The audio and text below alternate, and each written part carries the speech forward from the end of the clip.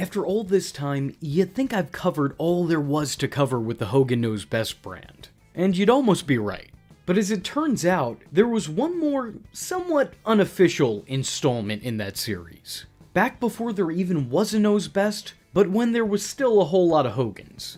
You see, the year before the Hogans got their own reality show, we saw what was pretty much a pitch and backdoor pilot of the series on the short-lived show Inside Out, which, from what I can tell, was supposed to be a look into the lives of major musicians. So naturally, they brought in maybe the greatest musician.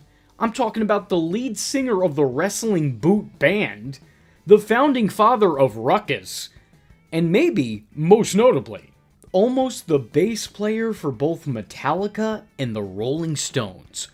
I'm talking, of course, about Hulk Hogan. Sarcasm aside, this episode feels very out of place when compared to the rest in its run, as this is the only episode not to feature and focus on someone in the music industry, but instead the father of someone trying to break into the music industry. In case you're wondering, this seems like a clickbait cash grab. I don't know if it's gonna live up to the Knows Best name. Let me assure you, two things can be true. There are some wild and ridiculous things done, said, and claimed in this one-off. Needless to say, the Hulk's humbleness is on full display throughout, which is why he introduces himself like this. Shake the hand that shook the world, brother. I think one of the strangest things about this is just how many times Hulk has to bring up Andre the Giant. Now, a couple things to keep in mind here. Hogan slammed Andre in 1987, Andre the Giant died in 1993, and this show was shot in 2004. So Hogan must be very proud of this accomplishment.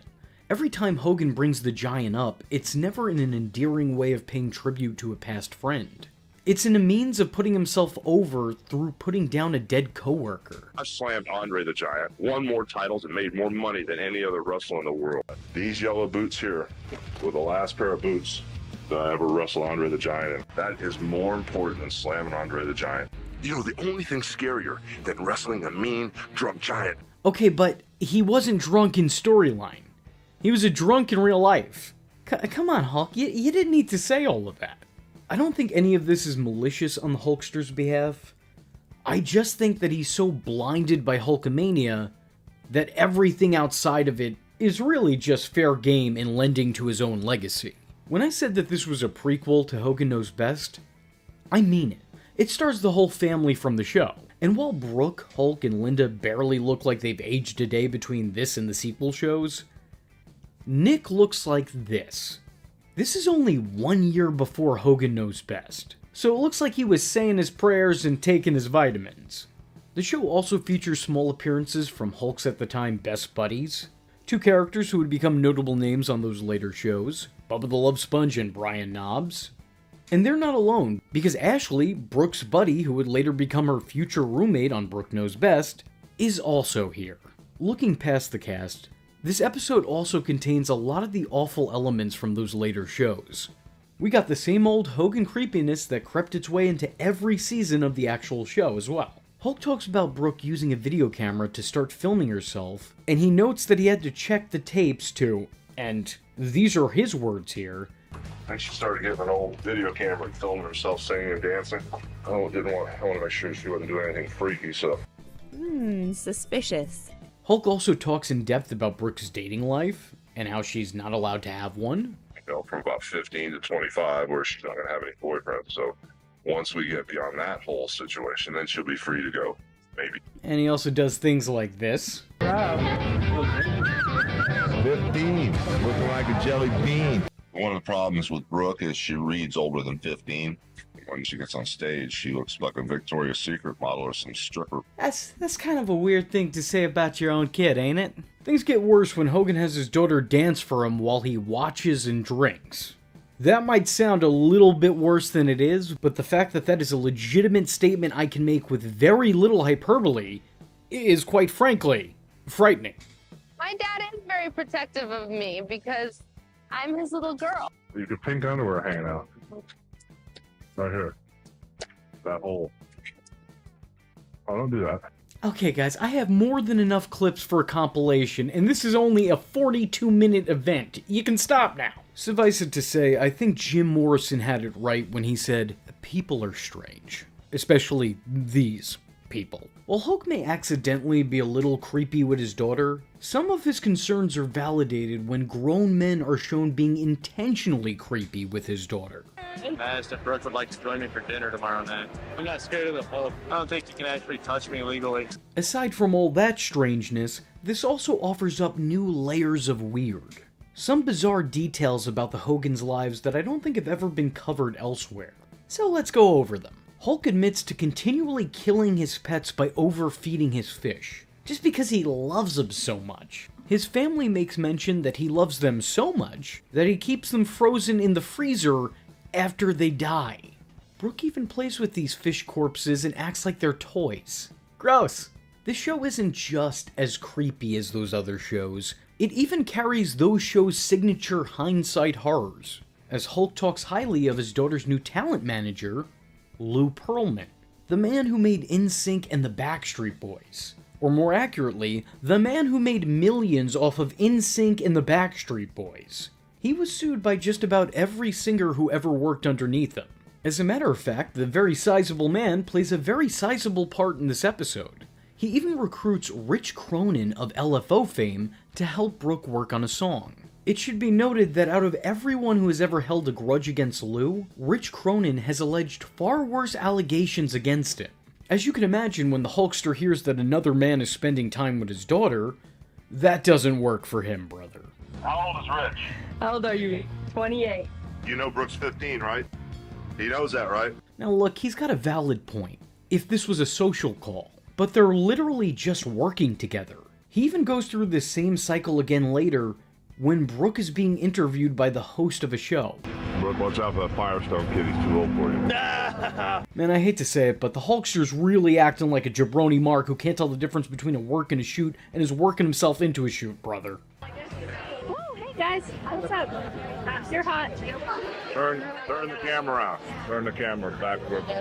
Hulk also has a similar feeling about Aaron Carter, which is weird because I think he would have been around Brooke's age at the time. I can make all the jokes in the world, and at this point, well, I might have. But I do want to actually credit Hulk with something here. He's a bizarre, controlling, unintentionally creepy dude, but I don't think you can ever question his love for his children, although it is sometimes questionable. Hulk really does try to put his daughter over big time. He claims her singing career is bigger and more important than anything he's ever done in his own career. And while that is a really surprising, completely ludicrous claim, it is also a selfless statement from one of the most self-centered people. I mean, sure, you could say that it's nepotism, but that's a triumph over narcissism. You know, let's acknowledge the misguided good along with the bad. The thing is that Hulk would have never done the show, or several seasons and a spin-off, if it wasn't for Brooke. As attention-hungry as he was, this was never a vehicle to put himself over. It was an attempt at pushing his daughter into the limelight, utilizing his own name and star power at the expense of his time, energy, and eventually, marriage. There are a couple things about this that I find somewhat noteworthy. There's something vaguely poetic about having the premise of the show start with Hulk having surgery, and having the spin-off series end with Hulk having a surgery. It's full circle. The end is the beginning is the end. While Brooke is adamant about becoming a singer and a star in the music industry, the Hulkster pushes her to become a wrestler, constantly calling her the greatest women's world heavyweight champion, whatever that means. I was like, she should be the next heavyweight female champion of the world. Uh-oh. Should be the greatest women's world heavyweight champion ever. Hit the 4-shot in the ab. I think I found my wrestler. What? I thought you were the heavyweight champion of the world. I'm not sure how true to real life this is, because I have a hard time believing that Hulk would want his daughter following in his footsteps. The locker rooms for women in wrestling at the time were very different than the locker rooms for men. My dad makes really good breakfast. He does everything, so he's like Mr. Mom. No, Brooke, your dad was Mr. Nanny. He wishes he was Mr. Mom. There's a big difference between Suburban Commando and Batman. Most interesting is that during the filming of the show that I've never heard of, there was some crossover with another show, which I've never heard of. A show called Famous Last Names. And I think if I'm truly putting this Knows Best brand to bed finally for good, I may just need to track down that episode and hear what it is that the Hulkster was so hard on her for. How bad could she have been if it caused Brooke's #1 fan to call her out for it? Nah, we don't have to prep her for the interview. She's just Brooke. You know, she said some dumb stuff, but who cares?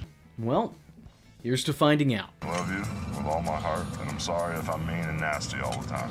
I love you, honey. Love you. The legal smackdown that played out for nearly 2 years between Linda and Hulk Hogan is finally over.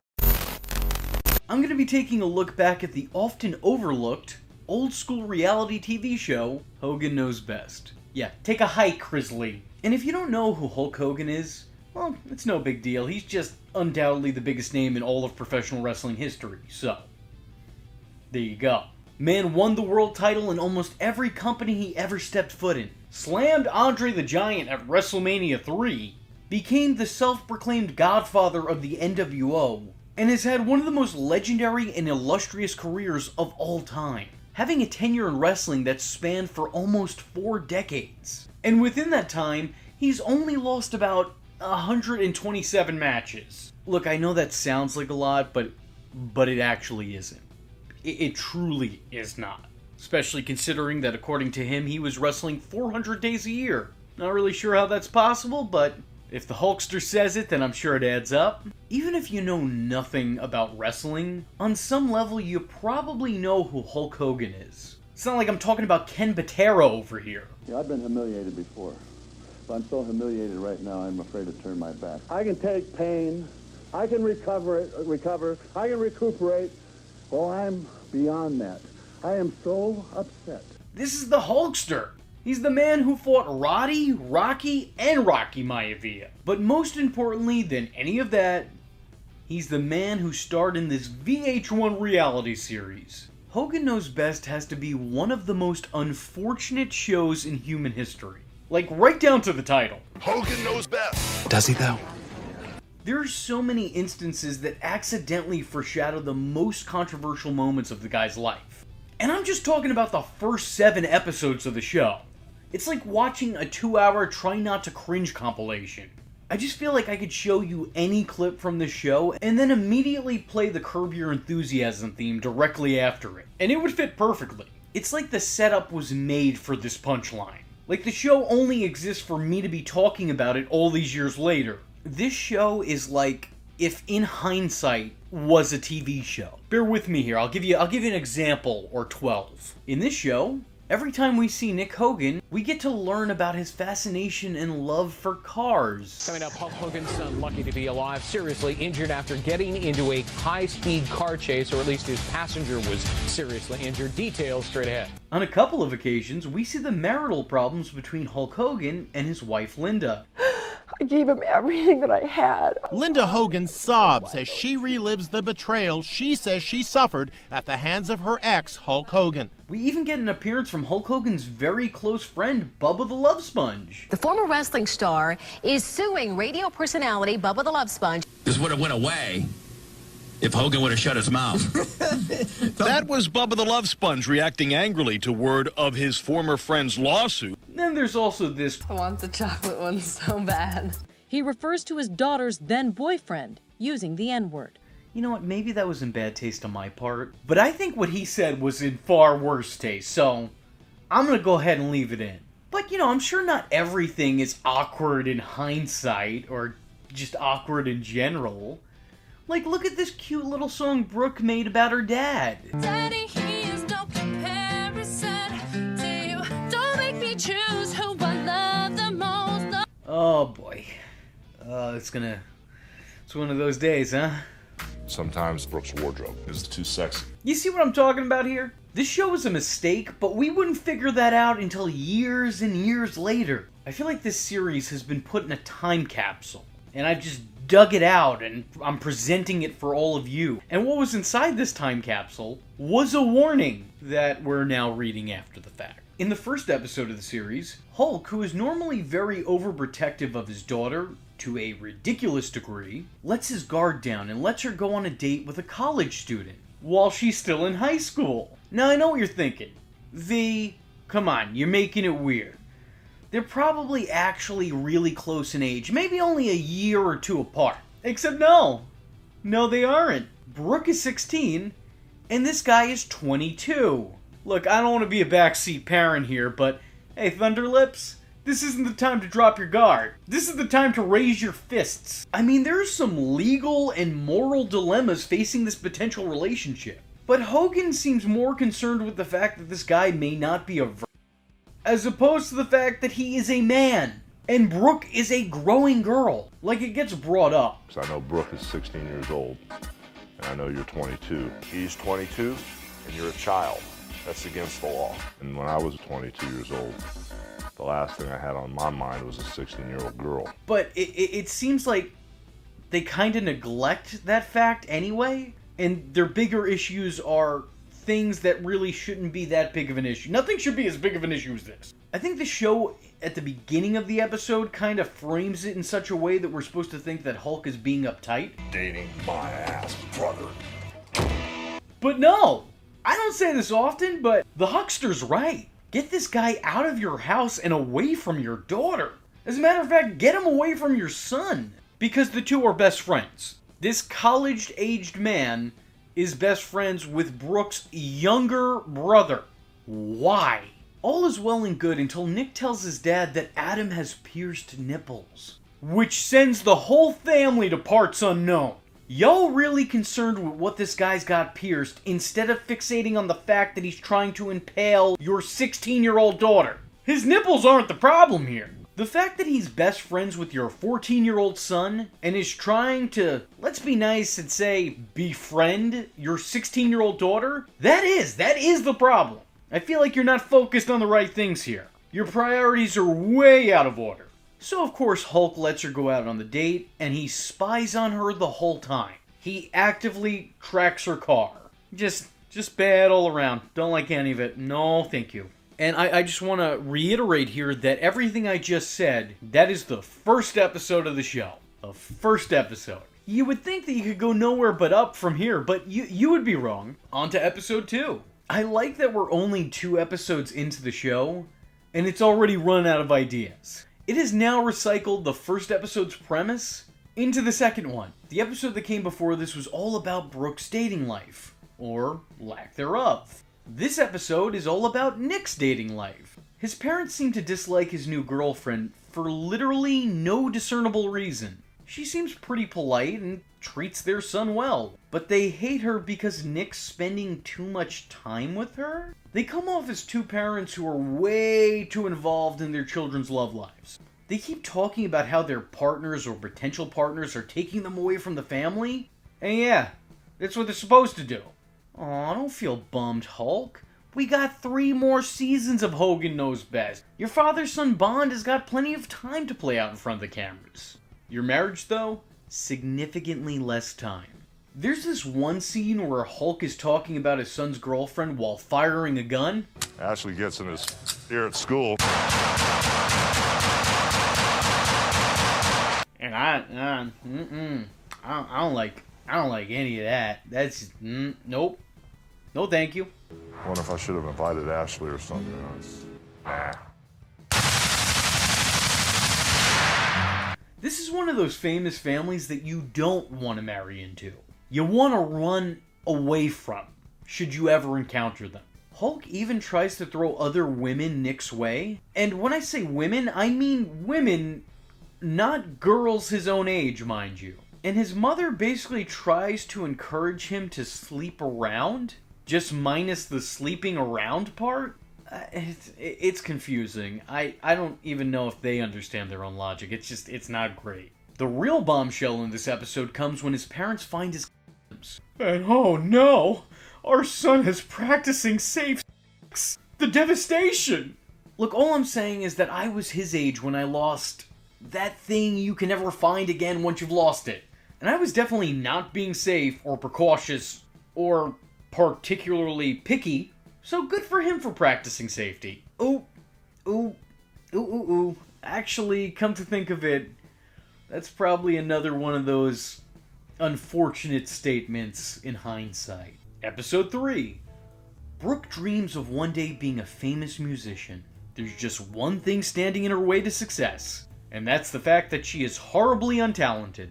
Luckily, having the last name Hogan will still take you pretty far. But only so far. The episode shows Brooke giving it her all and trying to get in shape, even though she really already is. It sort of makes me uncomfortable seeing someone who's clearly very healthy be put through the ringer like this. Like, if you wanted to tell my fat ass to hit the treadmill, alright, you know what? You got a point. I'll do a lap. But she's not just healthy, she's already really skinny. There's absolutely nothing wrong with the way she looks.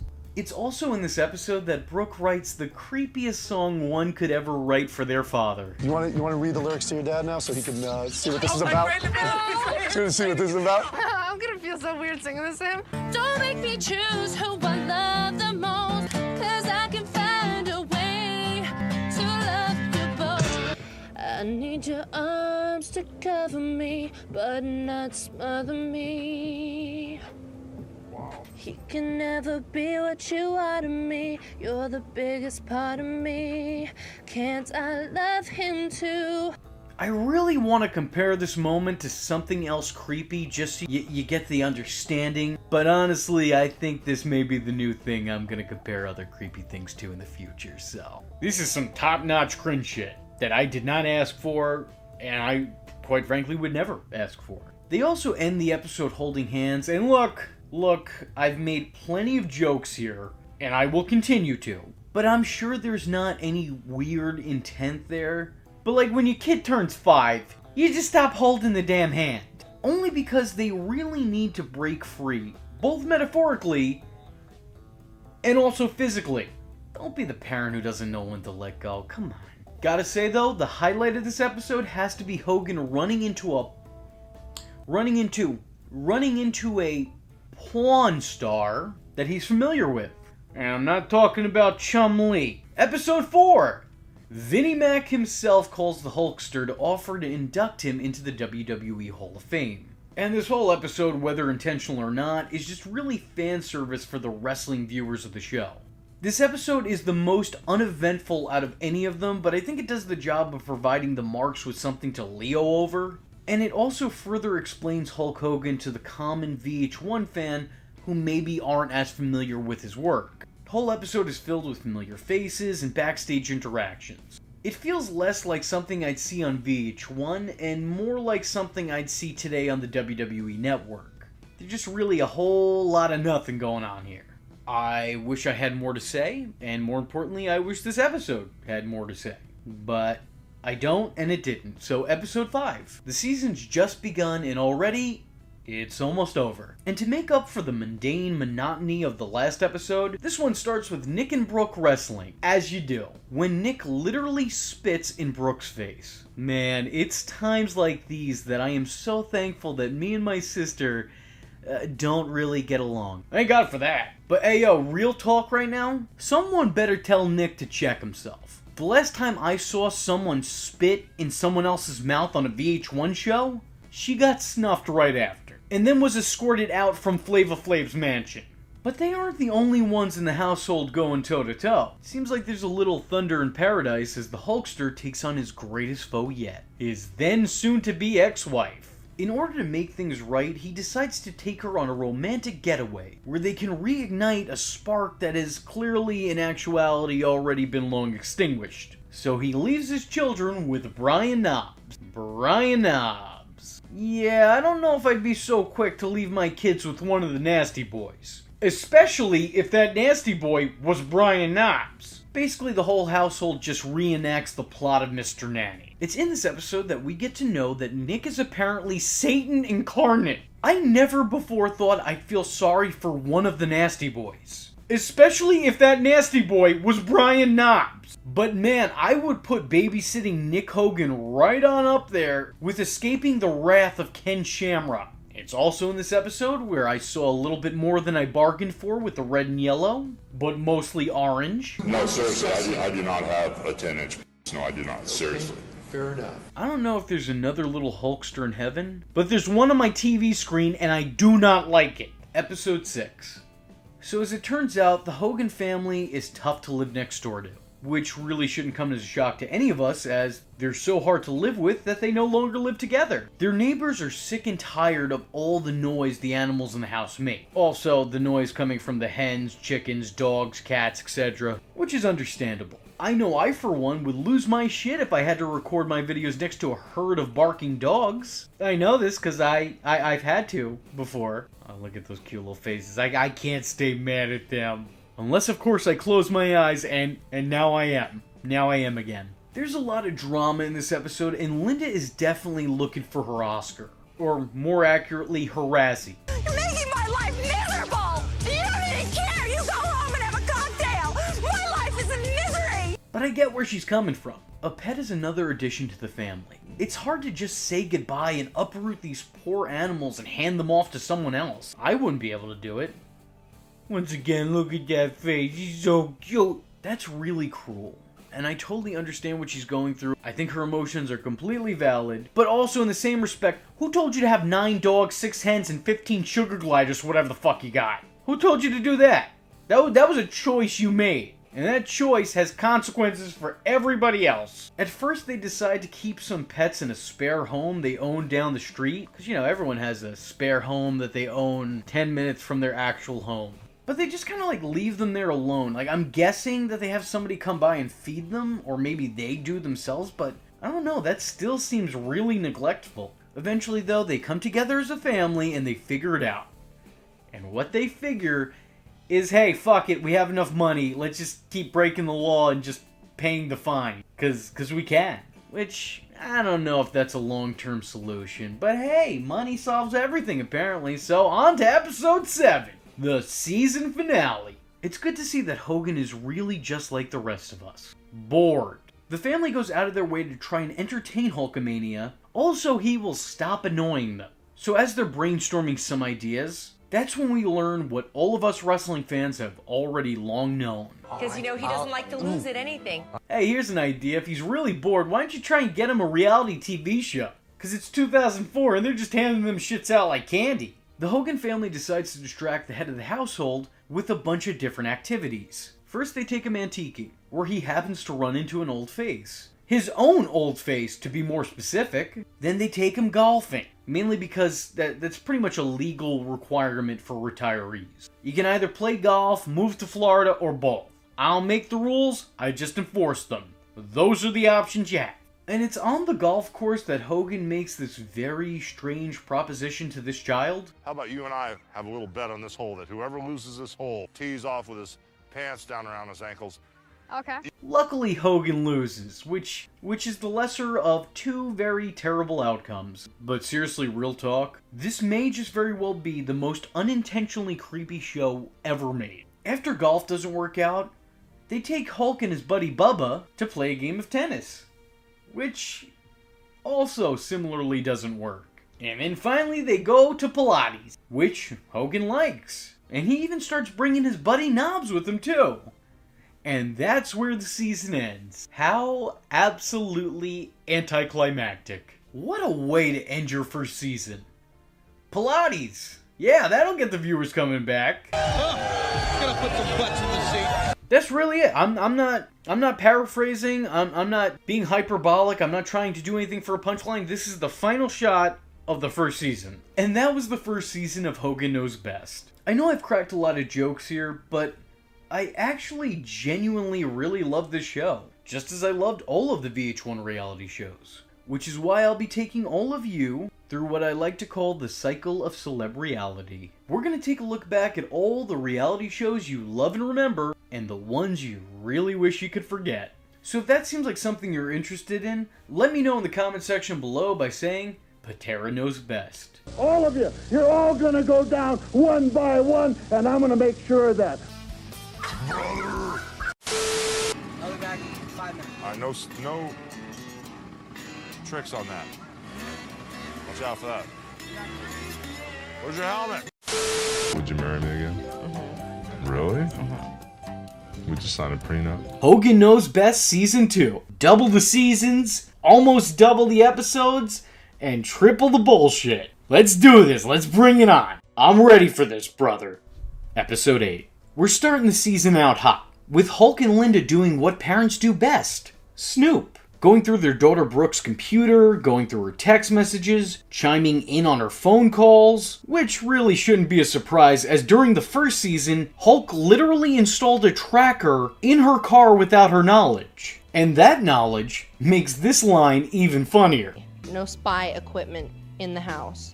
Terry, you wouldn't do that anyway, would you? I'm not that type of guy. Yeah, no, I'm not that kind of guy. I wouldn't do that. I did that already, but I wouldn't do that. You don't understand. They've been like so annoying lately. Like they came in and they started looking through my phone and looking through my computer. Dad, are you on the phone? Privacy? Not under our roof. I don't want to rant here, but if you're a parent, don't do that. There is no quicker way to break the trust your child has in you than constantly making them feel like they're not entitled to their own privacy or anything that is their own. I get being protective, I get that you want to look out for them, but they need to create a space away from you that is theirs. Not that any of this should be a problem nowadays anyway, because kids don't really keep diaries, they just tweet publicly.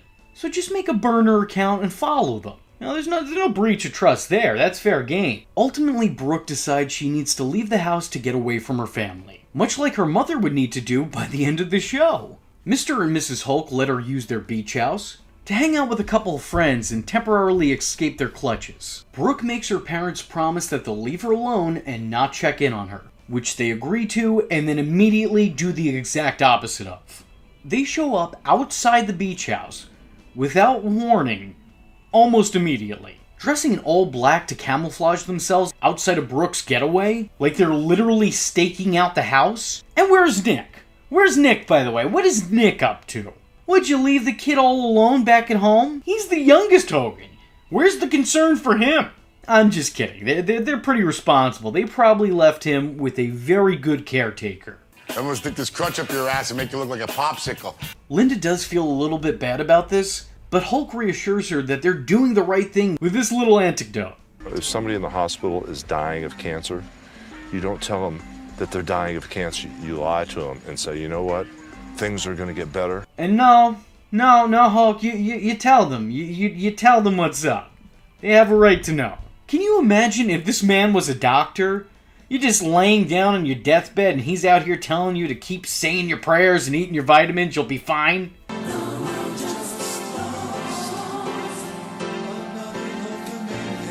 Sorry, last time I checked, your name wasn't HHMD. Bad form, Hulk. Yeah, maybe you mean well, but not great. Not great, what you just said. After Linda asks the Hulkster to drive her home, Hulk decides to call his daughter and see what she's up to. And when she denies his request to stop by, that leads him to doing what any reasonable and responsible father would do. Bribe a pizza guy to come in the house and report back what he sees. You know, as you do. When the girls actually let the pizza guy inside the house, Hulk takes it as a sign that she shouldn't be on her own. What in the hell is wrong with those girls? He could have been Jeffrey Dahmer or something. He looked like Jeffrey Dahmer. And then he goes and literally gets spy equipment. I'm not that type of guy. So he and Uncle Knobs park their speedboat nearby and watch the beach house through binoculars. At this point, this is getting to be the most elaborate Home Alone yet. Hulk later sends in an air conditioning guy to once again look around the house and report what he finds. And what he finds is birth control. So of course naturally Hulk hulks up and freaks out. Because everyone knows the most important part of being a father is being a sentient chastity belt. But all is well, because as it turns out, Brooke's only using it for her monthly flow, which needs to be expressed and explained to Hulk, who clearly has no idea how any of that works. Case in point, this moment from earlier in the episode, where Hulk didn't seem to know what a tampon was, or what its primary use was. Start here, and not only different sizes, shapes, colors, smells, and tastes, I guess. Is there pearls on the thing? Is that like a sexual thing or something? Oh my god, Dad. Also, Brooke, all due respect, I understand your desire to go about your trip to the feminine hygiene aisle and be as discreet as possible, but you're walking down that aisle with the guy who walked down the aisle of WrestleMania 3 and a VH1 cameraman. If the goal was to not get noticed, I'm gonna say I think you're doing it wrong. The episode ends with Hulk apologizing for being so crazy and overbearing, And it seems like he's really learned his lesson. I'll try to do better. And he's going to make changes to the way that he parents her and babies her, and they're going to have a much stronger... I'm kidding, of course. Nothing changes. He's going to continue to do the same shit just 2 episodes later. Episode 9. Hulk is annoyed to find that his children are spending his money faster than he can make it. Oh, Hulky, just wait till that alimony kicks in. It's all bad. It's all bad. It's going to get worse. Hulk is honestly understandably frustrated here. He has 2 children with very expensive passions. Like, the guy is essentially footing the bill for their hopes and dreams. Nick with his car obsession, and Brooke with her singing aspirations. And unfortunately, both of those end in tragedy. Trying to teach them a lesson, Hollywood Hogan decides to downgrade his children from the elite to the B team, by both giving them more responsibilities around the house and making them get jobs. And Hulk, who are you kidding? Everyone knows that Hogans never do jobs. Well, except for maybe Horace. For the jackhammer! Hogan gets his children jobs at the local country club, where they work for what looks to be Tony Soprano's cousin. Nick, of course, being young, dumb, and full of bad life choices, of course doesn't take his job too seriously. And to his credit, he doesn't take his job seriously because he didn't take the job, it was forced upon him. He's careless in what he does, and what he does is very little. To Brooke's credit, she actually tries her best, but as it turns out, she just kinda sucks at it. Hulk, trying to be the supportive parent that he is, brings his wife Linda, his best buddy Knobs, and his former WCW manager, Jimmy Hart, out to eat at the club where they work, and proceed to make their children's jobs and lives a little bit harder. As you do. By the end of the episode, the youngest Hogans get their very first paycheck, which doesn't even begin to cover how much they spent, but Hulk relieves them of their jobs anyway, wagging his finger at them and telling them if they don't shape up, he'll make them be employed again. Oh no, the horrors. This episode ends much like the last one did, with absolutely no one learning any sort of a lesson. Some personal highlights of mine, though, are Hulk Hogan giving what is undoubtedly the worst Razor Ramon impression I've ever seen in my life. If them kids don't clean their stinking car, I go out there and I show them who the bad guy is. Sir, this is not how we honor the bad guy. And also, what is with this family? Like, I know your dad's Hulk Hogan, but there's no need to always be wrestling and grappling with each other. Especially on a bed. Like, let's take it down a notch or 12, please. I think I'm going to start ending these episodes with a Hogan quote, just because there's so many great ones here. So, to close this episode off, I give you this. Smoking a cigar makes me feel sexy. It makes my head light, my jeans get tight. Episode 10. This episode starts with Brooke awkwardly getting hit on, followed by Hogan awkwardly interjecting himself into the situation. My dog. My dog. Well, whatever we do today, we all do it together. No, thank you. Please move on. Nick and Brooke break away from their parents to do their own thing, with Hulk putting Nick in charge of Brooke. Yeah, Nick, look, man. I know you're younger and more immature than Brookie, dude, but I'm putting you in charge of Brookie because she's the one with the brother, son, man, dude. I wrote this joke earlier on, but this episode actually brings it up later. Why do they treat you differently than me? Because I have a p and I'm male and I'm dominating. Seriously, can y'all two stop? You two remind me of the overly affectionate brother and sister on Friends. It's just all the wrong types of vibes, and I don't like this. Knowing what we know about Nick, of course he doesn't follow those instructions. The two split up Scooby-Doo style, causing both Mom and Dad to freak out that Brooke is out there somewhere on her own. Linda and Hulk lose their shit. Oh no, my 6-foot-tall daughter who's being followed around by a camera crew is missing somewhere in the local area. We don't know if we'll ever see her again. She's probably having a great time, or she's kidnapped and sliced up into little pieces. Yep. One of those two things. One of those two things, Linda. Either one of them. There's no in between. It's one or the other. Everything's either all nice or she's sliced and diced. I'm going to give this one to them. Outside of the camera crew following Brooke around, this is pretty understandable. And this is the time to be an overbearing parent, when your child's safety is at risk. And Hulk actually articulates that pretty well to his daughter once she's found.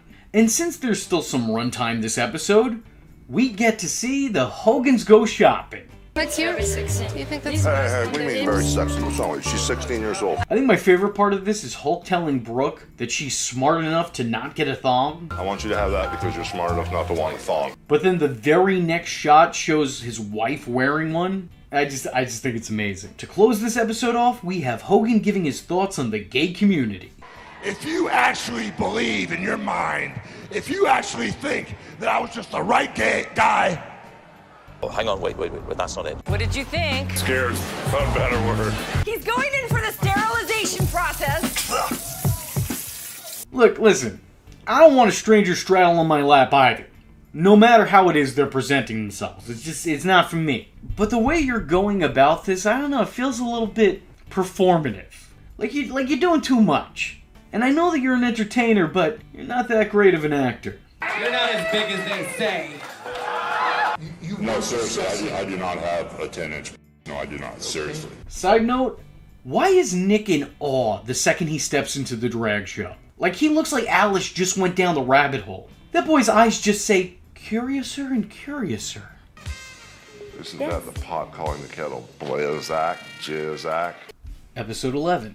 It's pretty ironic that the episodes that are so heavily focused on wrestling are the episodes that I had the least to talk about. Considering I used to be an exclusively wrestling channel at one point in time, you would think that there'd be more for me to say, but there's just usually not all that much going on. But to this episode's credit, it's I don't know, kinda cute. Apparently it's Bring Your Son to Work Day down at WWE. So Nick spends his time at his father's job backstage talking to the then stars of WWE. It's kind of cool getting these work shots of behind the scenes. Nick goes around, chats, and bonds with some of the wrestlers. We get appearances from everyone's favorite wrestlers, including John Cena, Big Show, Chris Jericho, and of course everyone's favorite wrestler, Kerwin White. Remember that guy? I bet you didn't wanna. The guys goof off in the ring for a bit, talking smack and slapping front backs. Oh look guys, I'm sorry, I tried to make it work. Right, I can't even put my arms around it. I know, but I like the way you're holding me though. And if you think that's weird. How old are you now, man? 15. I got a little POV cam thing, point of view. For you, Nick, anything. You can wrestle me anytime. Nick comes into the ring after an episode of Raw to celebrate his father's victory with him. It's a touching moment watching these two share this time together, and then watching Nick mark out about the whole ordeal backstage after the fact. Shower all day, I'm praying a lot more. Come on, man, you're gonna get me demonetized. And sick. Linda finds out about this and scolds Hulk for letting Nick get into the ring, causing Hulk to respond by training his son in a wrestling ring. Yeah, okay, that makes sense. That's the logical follow-up. It's almost like Hulk went, well, if that made you mad, then wait till you get a load of this. While Nick impresses his father by what he can do in the ring, his attitude about being in the ring certainly doesn't. It's then that the older Hogan decides to send his son off to acting school to improve his promo skills, which sounds like a good idea, although you could have also, I don't know, sent him to a wrestling school? Or hell, why even a wrestling school? You could have told him how to cut a promo. Your career was made off of cutting the same promo for 3 decades. And that Hulk Hogan was attending acting school prior to the height of Hulkamania. Actually, keeping some of Hogan's promo skills in mind, it has me thinking that maybe he should have taken a few more classes. I will take the dagger, the one that Jimmy Hart stabbed me in the back with. The episode ends with Hulk getting Nick an acting role in a movie that he's working in. Because, they needed some way to close the episode. Hey, what's with the attitude? Sounds like roid rage. I want to wrestle now. I mean, my God. What's up with that crap? Episode 12. This episode picks up on the movie story. Hulk and Nick are set to make an appearance in the movie Little Hercules in 3D, something that IMDb has assured me is an actual thing and does in fact exist. Also has a 1 out of 5 rating, so can't wait to sit down and watch this one. This is Bad Movie Night written all over it. Do you know how bad a movie has to be a 1?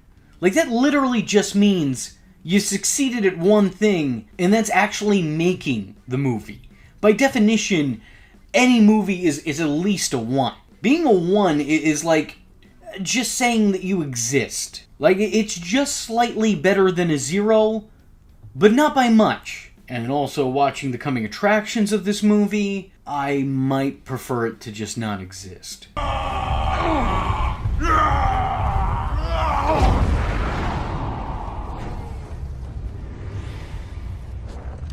Hogan takes things one step further by asking those in charge to also cast his daughter Brooke and his wife Linda in roles as well. Because if there is one thing that Hogan does, he gets those closest to him a job. It's always nepotism with this guy.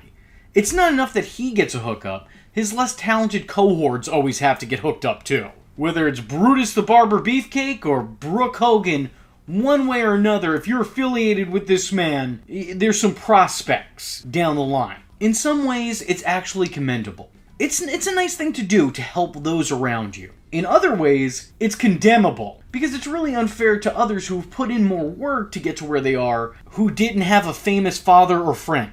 But it is thoughtful nonetheless. So Hulkster, if you're watching and you want to be pals, hit up my Gmail. It's in the description below. I eagerly await your response. The entire Hogan family's roles in this movie, and even the show's second Big Show appearance, is kinda overshadowed by this one person on set being super creepy and flirtatious with Brooke. Like, not even a little bit flirtatious, but bordering on excessive, obsessive levels of flirtation. It'd be creepy regardless because she's made it very apparent just how old she is. Almost 5'11". How old are you, 17? Yeah. Nice. Yeah. 17 years old, that's crazy. How old are you? 26. And this guy just did not care. Even going so far as to massage her, like, why do that? Seriously, why is every dude in this show not on the main cast a potential predator? Like, where is Chris Hansen when you need him? Really, this is starting to concern me. Eventually, Hogan puts Creepy Tony in his place, with Thor's helmet acting as a dunce cap, and this fold-out director's chair acting as his timeout corner. Tula, eat something. Tula. You still talking to my daughter, brother?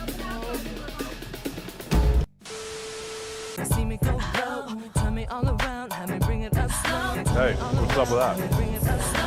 That don't work. You know, with the legs spread, the head down on the lower abdomen and all that crap, it ain't gonna work. You guys need to readjust. You can't stick your head down on somebody's crotch and shake your head around on their crotch. Now, Hulk, let's not act like you haven't done worse things on camera. But yeah, no, this guy does have a point. It was a little bit annoying to have my dad say it's too sexy. This is what performers do. Sex sells. Yeah, sure, Brooke, maybe it does, but not when you're 17. There's a time and a place, and this clearly is not the right time.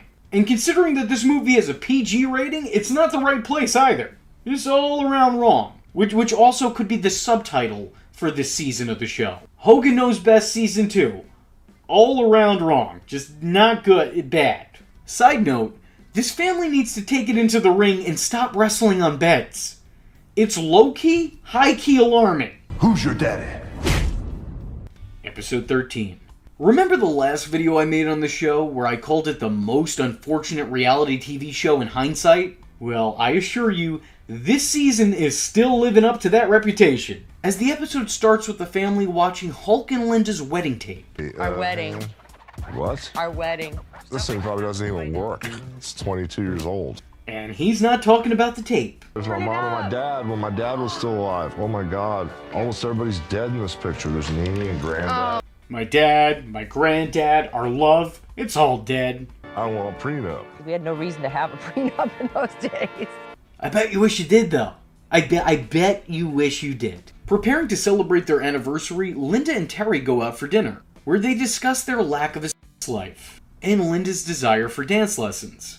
Hulk tells her he doesn't want to take dancing lessons because it's unmanly. And dude, that's a dumbass reason. Because it's unmanly? You're a man.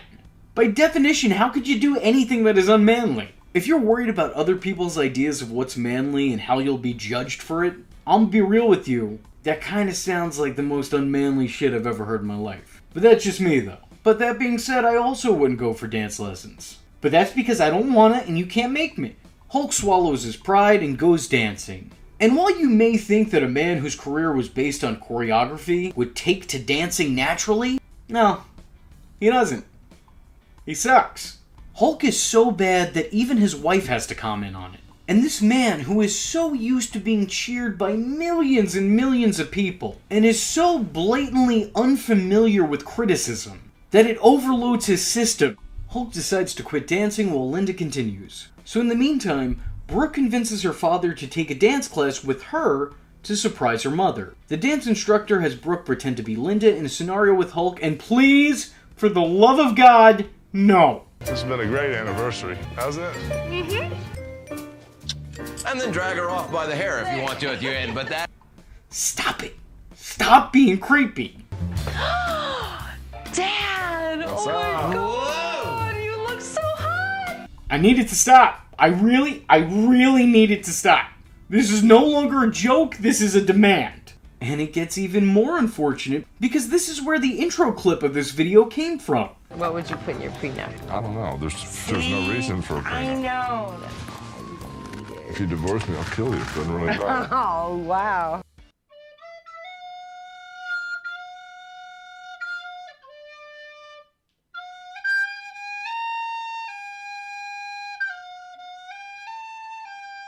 Hulk winds up dancing with Linda, and hopefully Linda winds up dancing with the little Hulkster. I think we'll have a good time on the anniversary as long as she keeps her wisecracks to herself. Episode 14.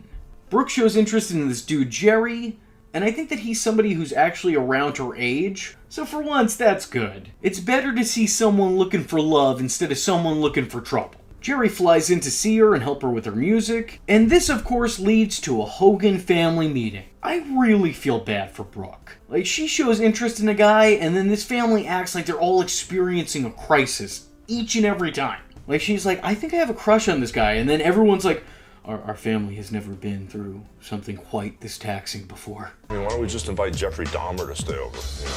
Why is it always Jeffrey Dahmer with this guy? Did Hulk just Google a guy that week that was the first time he ever heard of him? The boy that Brooke likes, Jerry, is very much a product of his time, which is why he looks like what would happen if you infused Ryan Cabrera and the guy from Simple Plan. Jerry winds up having to spend the night at the Hogan mansion, and as you can imagine, that doesn't go over so well with the Hulkster, who puts Jerry in a guest room and basically barricades the door. Oh, and he also tells him that his oversized rats masquerading around his dogs will attack him should he try to leave that room. Jerry's out there irritating Lily and Lester. Yeah, he's making noises and trying to scare them. Aren't you mad?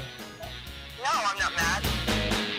Hulk comes to Brooke's recording session, only to leave prematurely because his daughter wasn't giving him any attention. Don't care if it's scripted, it's still unsettling. You should not be this involved in your child's life. All of a sudden, I'm not getting any attention tonight. Yes, they're gonna give their significant other more attention than you. That should not be a problem. If it is, I'm concerned for you. Y'all need to stop. Find connections outside of your family. Well, I mean, I guess Brooke is trying to, but if you don't have the last name Hogan, apparently you're not allowed to spend time around them. This guy here, Jerry. whatever his name is, Jerry, well, I'll check him out first, then I'll let you know if he's boyfriend material. So he's gonna have the type of qualities that I have. Hulk does what any jealous father would do, and takes his daughter's date to a gun range and playfully threatens to kill him. Yo, Jerry, this is what happens when people mess with Brooke when they're supposed to be working. No one goes near my daughter but me, brother. It's weird, dude. I don't know how many different ways I can say it in this video, but here's me saying it again. It's weird, dude. You gotta just cut the cord. He then takes Jerry to work out, and what is this?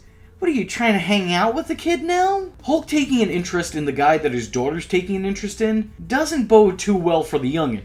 Yeah, I'm gonna make your arms real numb so you won't be able to call Brooke up after midnight. Jerry tries to bond with Papa Hogan, but only manages to irritate him with his lack of wrestling knowledge. You know which match was my favorite, though? Which one? The one when you fought Rocky. When I fought Sylvester Stallone, that was part of the movie. It wasn't a real wrestling match. I'm sorry, I can't be perfect. Although here I sympathize with the Hulkster, because this is exactly how I feel anytime someone who doesn't actively watch wrestling tries to talk to me about wrestling. The episode ends with Brooke doing a show, with more people in attendance than a modern Impact Wrestling taping. During her set, she sings her creepy love ballad that she made for her father while staring him directly in the eyes, as her semi-boyfriend watches. But I'm done watching. Next episode, please. Episode 15. This episode takes place during the infamous SummerSlam match, where Shawn Michaels sold all of Hulk Hogan's offense like a fish counters of Hulk's entire career. With Linda and Brooke watching the show at home, being moved to tears at the violence that they're witnessing. I'm sorry, but beyond the mat, this is not. How you gonna re-envision history as it's happening? We weren't looking at the past with a different set of eyes. We're watching the present, but writing it down as something different entirely. Side note, it's also kind of funny that their whole back and forth, like this compilation of moves from the match that the show puts on, has Hardcore Holly's old theme song played over it. This episode shows its audience the toll that wrestling has taken on Hulk Hogan's body, the various doctors he has to go to diagnose his various injuries, and it also shows Hulk's persistence in proving doctors wrong. And listen, Hulk, you might have been a world champion several times over, but you've never once been a doctor. If I wanted advice on how to deliver a mean-looking leg drop, I'd probably go to you. But if I wanted advice on how to keep me out of a wheelchair due to injuries I've sustained over the years and left untreated for 3 decades, I'm gonna tell you what, I'm gonna listen to this guy. Hulk also tells a story in this episode about how he almost endorsed what became the George Foreman grill, but instead got stuck with the Hulk Hogan Thunder Mixer. And it's strange how in recent years he's claimed that same story, except said that it was the Hulk Hogan Meatball Maker that he got stuck with. This man lies so much that he could hardly keep up with his own fictional facts. I tell you, someone should make a video about, oh wait. But Hogan takes his wife's advice and looks to make more money through various other means, using the Hulk Hogan brand rather than using his old Hulk Hogan body. He does voice work for commercials, he endorses energy drinks. Make a note, Chaz. My picture on the can isn't big enough. Now that is definitely the way to go. I like this better than anything else. He even gets his own grill by the end of the episode. Personal favorite highlights of this episode have to be the minor cameos from Bubba the Love Sponge. Again, yikes. And Eazy-E himself, Eric Bischoff. Man, look at that silver fox. He's just, oh, God, I love that guy. I think this might be able to take the place of wrestling. This could be the new focus of Hulkamania. I will be the new heavyweight champion of grills when this is all over. Episode 16. Lose 10 pounds in 30 days. That's not fast enough. I need to lose 30 pounds in 10 days. You and me both, Linda. You and me both. So Linda's insecure about her weight, and finds a personal trainer who throws away all of her food, and some weirdo who claims that they can fix the matter by fixing the chi in the house. And she is everything that you hope that she would be. A batshit crazy Looney Tune. This woman is on planets that haven't even been discovered yet. She's out there. She reminds me of that one, like, Coke bottle glasses having crazy teacher from Harry Potter. Y'all know what I'm talking about? I don't have a great understanding of those movies, but that's who she reminds me of. Linda considers having colonics done, but chickens out at the behest of her family. All in all, if I had to rate this episode, it would be a 10 out of 10, for the sole fact that Mr. America made a cameo, and you love to see it. Omaki Taki Tupac. Omaki Taki Tabaki. Omaki Paki X-Pac. Episode 17. Linda adopts a baby monkey. Yeah, for real. They have dogs, cats, birds, chickens, hens, turtles. A whole ass petting zoo for a backyard. And now, they got a monkey. Because that's just what you do when you have money and you're bored. I mean, look at Michael Jackson, Justin Bieber, Usher. Money equals monkeys. It's just that simple. It's basic science. Ironically, the monkey can't actually spend any time with any of the other animals. So Linda has to actively neglect all of the other animals in the house by leaving them outside and paying them next to no attention. Although I really do like this one scene where Nick seems a little bit jealous of the monkey. Nick, I want you to meet your baby brother. We named him Better Nick. Ultimately, the Hogans realize that taking care of a baby chimp is harder work than they had thought previously, and they're forced to give him up. Oh, I feel so bad. Well, don't feel bad. Just look at it as, we tried really hard, and he had a great vacation, and you got to know the greatest wrestler of all time. Episode 18. It's Nick's 15th birthday party, which is weird because he was already somehow 15 7 episodes ago. How old are you now, man? 15. But yeah, okay, sure. After his party, he spends time with his 18-year-old girlfriend, who he was already dating when he was 14. I'm gonna hope that she just turned 18, but I think that only makes it so much better, too. You know what? I'm gonna look past it. It's old. Made me feel young. That ain't right. But the Hulkster saying that she's very mature for her age, and also keeping in mind that Nick just celebrated his birthday in what looks to be the Wish version of a Chuck E. Cheese, is just a roller coaster of confusing questions and emotions. I don't know how to feel about this. The issue of this episode seems to be that Nick feels like he's more grown than he is. I imagine the 18-year-old girlfriend is probably not making that situation any better. But I think the bigger issue is, once again, just how touchy-feely this family is. Okay, you love me? Yes, love you. No kisses. I want kisses. They're always trying to kiss each other or wrestle on a bed or cuddle or just blatantly feel each other up. Stop it. I'm tired of talking about it, I'm tired of seeing it, but most of all, I'm just tired. I want this to be over already. There is no reason you should be more affectionate with your children than you are your spouse. I mean, whenever I tell my family I love them, their response is, ew. And quite frankly, I think that's a lot more healthy than whatever this is. I'm not trying to cast judgment, I'm just saying Freud would have a field day. Nick takes his girlfriend to the prom and comes home late, causing Hulk to punish him. Oh boy. The hindsight of some of the moments on this show. I can't properly articulate or express this to you, so I just gotta say what's happening.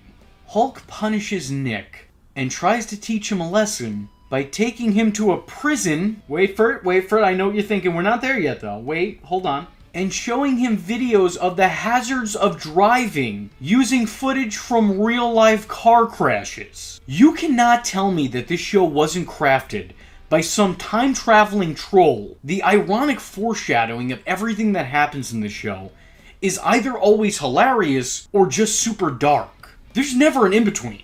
I'm not trying to make light of a serious event, I'm just merely pointing out that this is Nick Hogan practically looking into his future. I heard the kid's name in the video was Nick, and he kind of had the same attitude as me. Also, hey Hulk, after you've just given a speech on your son's careless driving, maybe your next action shouldn't be to drive around while holding a camcorder. The episode ends, unfortunately, with Nick getting his learner's permit, and we all know how that ended up. What did you say before that? It sounded like Moroccan Crackanese Japanese. Episode 19. In this episode, Brooke finally gets signed by a record label, and now she's set to make a song with the Grills guy. No, not that guy, the other Grills guy. No, try again. There we go, that's the one. The episode ends with Brooke getting a new contract, and the Hogan family getting a new mansion. But the highlight of this episode has to be Hulk embarrassing Brooke via Sky Banner. You gotta hand it to him, he's really stepping his game up now. Episode 20. So now little Brookie is set to be a star, but unfortunately, it's still Hulk's galaxy. Brooke is practicing for her upcoming music video with Paul Wall, but the Hulkster isn't quite too sure about her dancing and spends the runtime of this episode scolding her choreographer and the video director. I think you might have taken this a little too far. You got her doing pelvis thrusts. Come here for a minute. Okay. She walks into that club and she takes off that jacket. Takes off what? Well... Just like the last finale, this one's a little bit lacking. It just kind of feels like they don't know how to end a season. It's like I'm watching Scrubs all over again. Except the people on this show are a different kind of sick. Anyway, with all that being said, that was Season 2 of Hogan Knows Best, one of the most unfortunate shows in TV history, with one of the most unfortunate titles in TV history. If you liked the video, let me know in the comments section below by saying... Mocky Pocky X-Pac. Somebody once said... Oh boy, here we go. Hulkamania will never die. Who was that? Somebody that apparently just got hit in the head with a steel chair. Coming from you, that means a lot. Hey there, it's me, your least favorite YouTuber, the Infuso. And welcome back to this Hogan Knows Best retrospective. I've previously covered the first and second seasons of the show in past videos, so if you haven't seen those yet, I would highly suggest checking them out first before coming back here and watching this. Because today, we're talking about Hogan Knows Best Season 3. So enough hot dogging and grandstanding, let's get right into this. Episode 21, The Big Move. New season, new intro, same old Hogans. And as usual with this show, this episode starts off with some unfortunate future foreshadowing. I see the big trucks, you're taking everything. Everything. Why yes.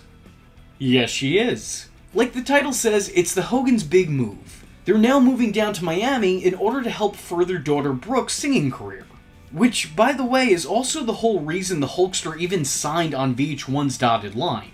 He only agreed to do this show because he thought it would help bring his daughter into the limelight. And you know what? I make a million jokes at his expense. Let me at least credit him for this. The man threw caution to the wind and allowed his personal life to become his public life, all in the name of the love for his daughter. That's actually admirable. And honestly, I'm sick to my stomach for having to said that. Let's get on to the regular Hogan grossness, please. The Hogan clan, spelled with a K, finds that their time in Miami is filled with natural disasters. These unfortunate, unforeseen circumstances cause inner turmoil in the Hogan family. And considering how nice the house is and how terrible everything surrounding it is at this present moment, the whole thing just feels like thunder in paradise. Oh, and Brooke's song debuts on the radio. But that's honestly about as relevant to the episode as Brooke Hogan is to pop culture today. The highlight of the episode has to be this. That's how I wipe my ass with.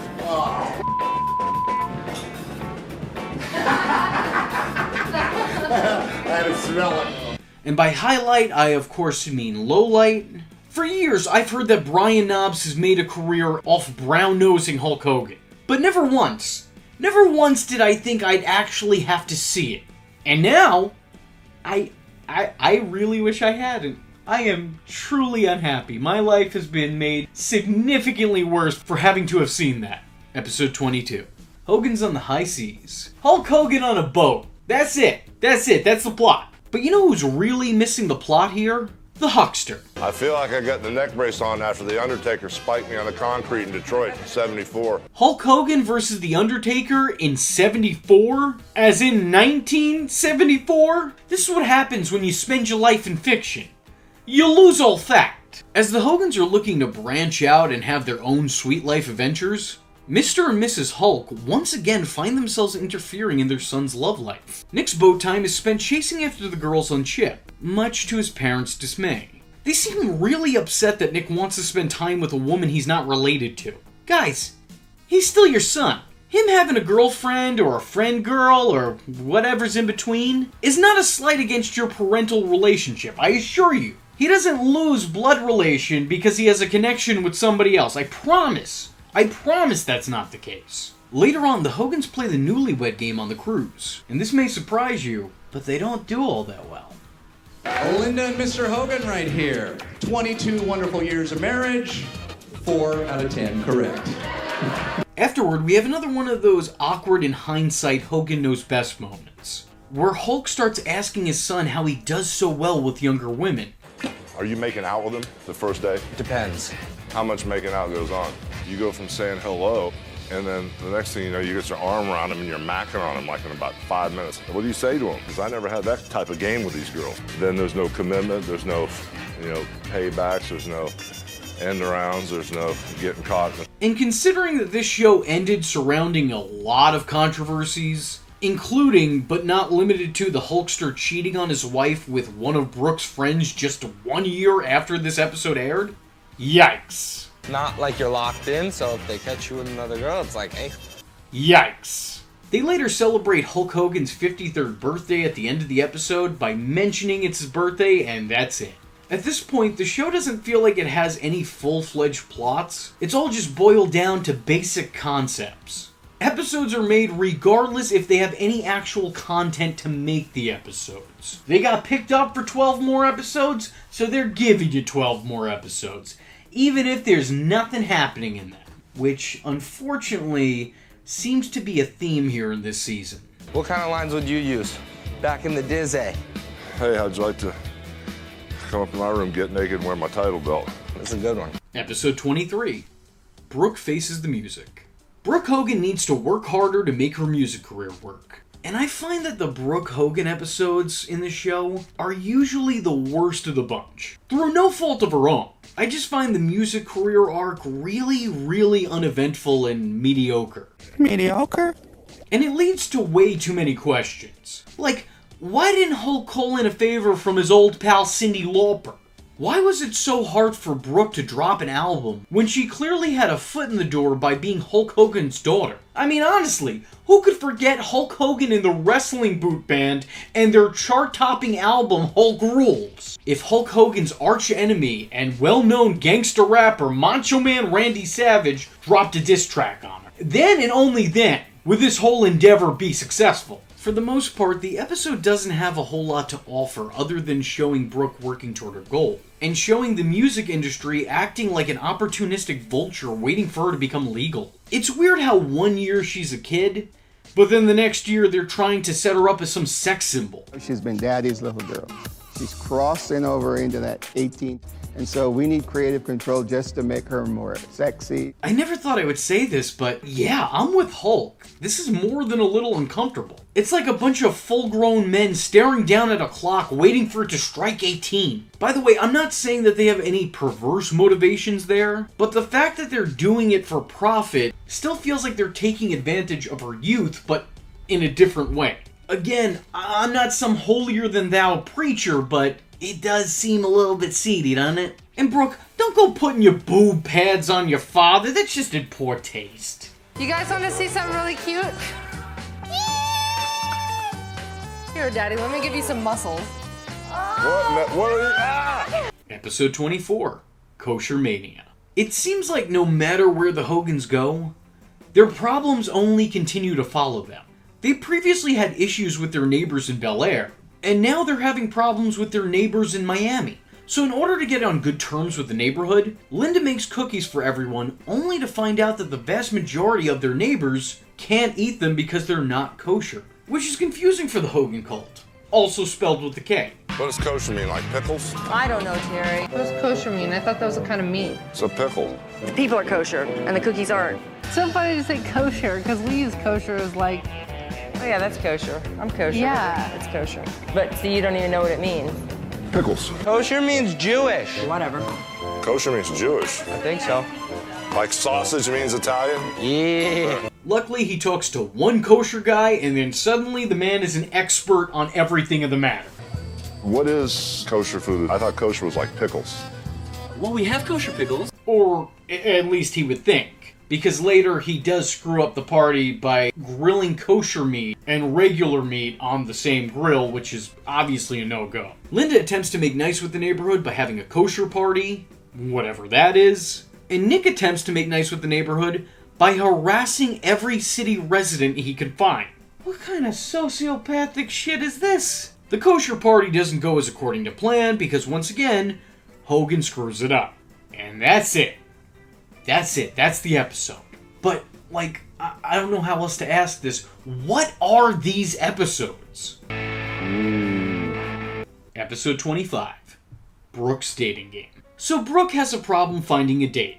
And that problem's name is Dad. Despite this, the Hogan family, not spelled with a K, comes together to try and find Brooke a date. By completely splitting apart and trying to find Brooke a date. Which is also unfortunate foreshadowing, because this won't be the last time this family splits. So the whole crew splits up Scooby-Doo style and tries to find their ideal man. For Brooke. How very normal. That's how that happens. Even stranger than that is who the family sets her up with. Nick befriends a car dude like himself to court his sister, and Hulk actually sets Brooke up with the British Bulldog's son, D.H. Smith. Holy shit, Davey Hart Smith, what are you doing here?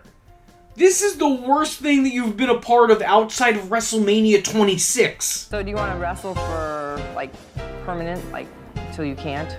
I don't really want to do anything that's... It's your passion? Yeah. This is kind of like the two royalty families of the wrestling families. Got Brooke Hogan, the purebred of the Hogan family, and, Harry, the purebred of the Hart dynasty. Anyway, my point is both her brother and father set her up with guys that are exactly like them. And that's not even me reading too much into it. Hulk Hogan literally says this. See, I told you he was just like me. Perfect in every way, right? Why are you trying to get your daughter and sister to date you? Linda, however, comes in with a save by setting her up with an older model from her album photo shoot, who Brooke seems to take a liking to. Though because of this, Papa Hogan doesn't. Actually, we made plans for tomorrow night, so yeah. You're not going out with that guy again. This is just to show you what's out there. Episode 26. Superfan. You see, I was hyped to see this episode after I read its title, because it was about time we saw the return of a WCW original, a guy who never got the recognition he deserved. But alas, it wasn't to be. And instead we just got young Kevin Owens over here. The fan gets the full Make-A-Wish experience, just minus the very terrible downside that comes with that experience. This guy isn't just a Hulk Hogan fan. He's a Hulk Hogan fanatic. It starts off sweet, but it feels more strange as it goes on. He starts by taking pictures with Hogan and asking Hulk to record voicemails for him, watching old Hogan DVDs with the Immortal One, even going toe-to-toe in the ring with Hulk Hogan. Then he starts getting too comfy with the family and not taking any hints, having Hulk Hogan himself tattoo Team Hogan on him. There are just way too many red flags here. I mean, for Christ's sake, his wife shows up and her name is Terry. Terry.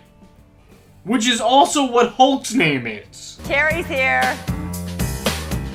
It seems like he overstays his welcome immediately with the Hogan family. What with annoying Linda and having Nick take a picture of him with his father. But Hogan himself seems completely oblivious to it, and writes the whole ordeal off as being a good experience. Well, at least it was for him. All joking aside though, this episode is the highlight of the season so far. There wasn't a whole lot happening in it, but you know, at least something was happening in it. That's so cool, Kyle.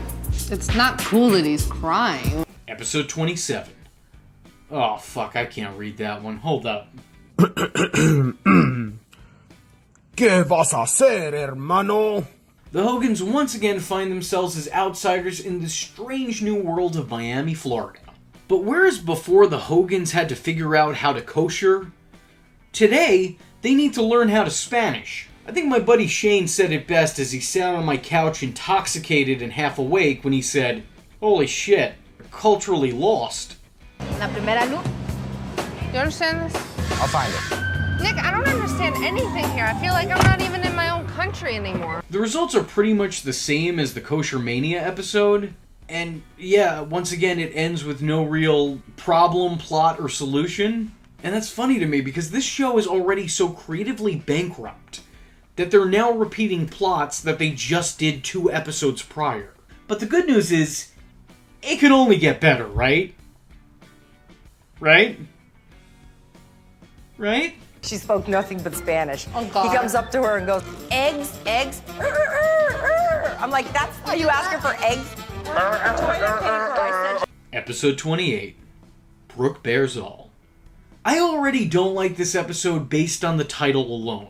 And the episode itself is absolute insanity. From Linda Hogan attempting to change the choreography of Brooke's show, and instructing her to be more sexual and rub on Paul Wall, all while the Hulkster cheers from the corner. Do it, mama, do it, you know, I mean, you gotta come up. Do it, mama, do it, mama. Like, what hell did I wake up to? Why do I constantly feel like I'm in Wonderland, just watching this family in its day-to-day life? Yeah, baby, I've been wrestling for way too long. Now you're gonna sing this funky, funky song. The performance feels and looks like it didn't go as according to plan. It's all very awkward, even with the show showcasing this as being some kind of triumph. It feels like it misses the mark. And that's coming from a mark. Although I'll tell you what, the more I watch this show and see Paul Wall, the more I realize why I don't hear about Paul Wall today. Brooke has to go in for a photo shoot, and there's this one awkward moment due to editing. Nick is showing Hulk a modeling magazine and joking that this is what Brooke is going to be doing. But the issue here is that since that magazine is copyrighted material, the show blurs the whole magazine, and the end result makes it seem like it's a lot more sinister than it actually is. Oh, great. That's your daughter. So this is exactly what I don't want. Brooke goes through with the photo shoot and interview, has an article written about her, and Hulk, the overprotective father, sees the magazine's article from said shoot, disapproves, and buys out the store. This Sidco right here has Brooks magazine. Oh, there it is. Look at that. What? What is that? What kind of is that? Did you see that? Gosh, look at this picture.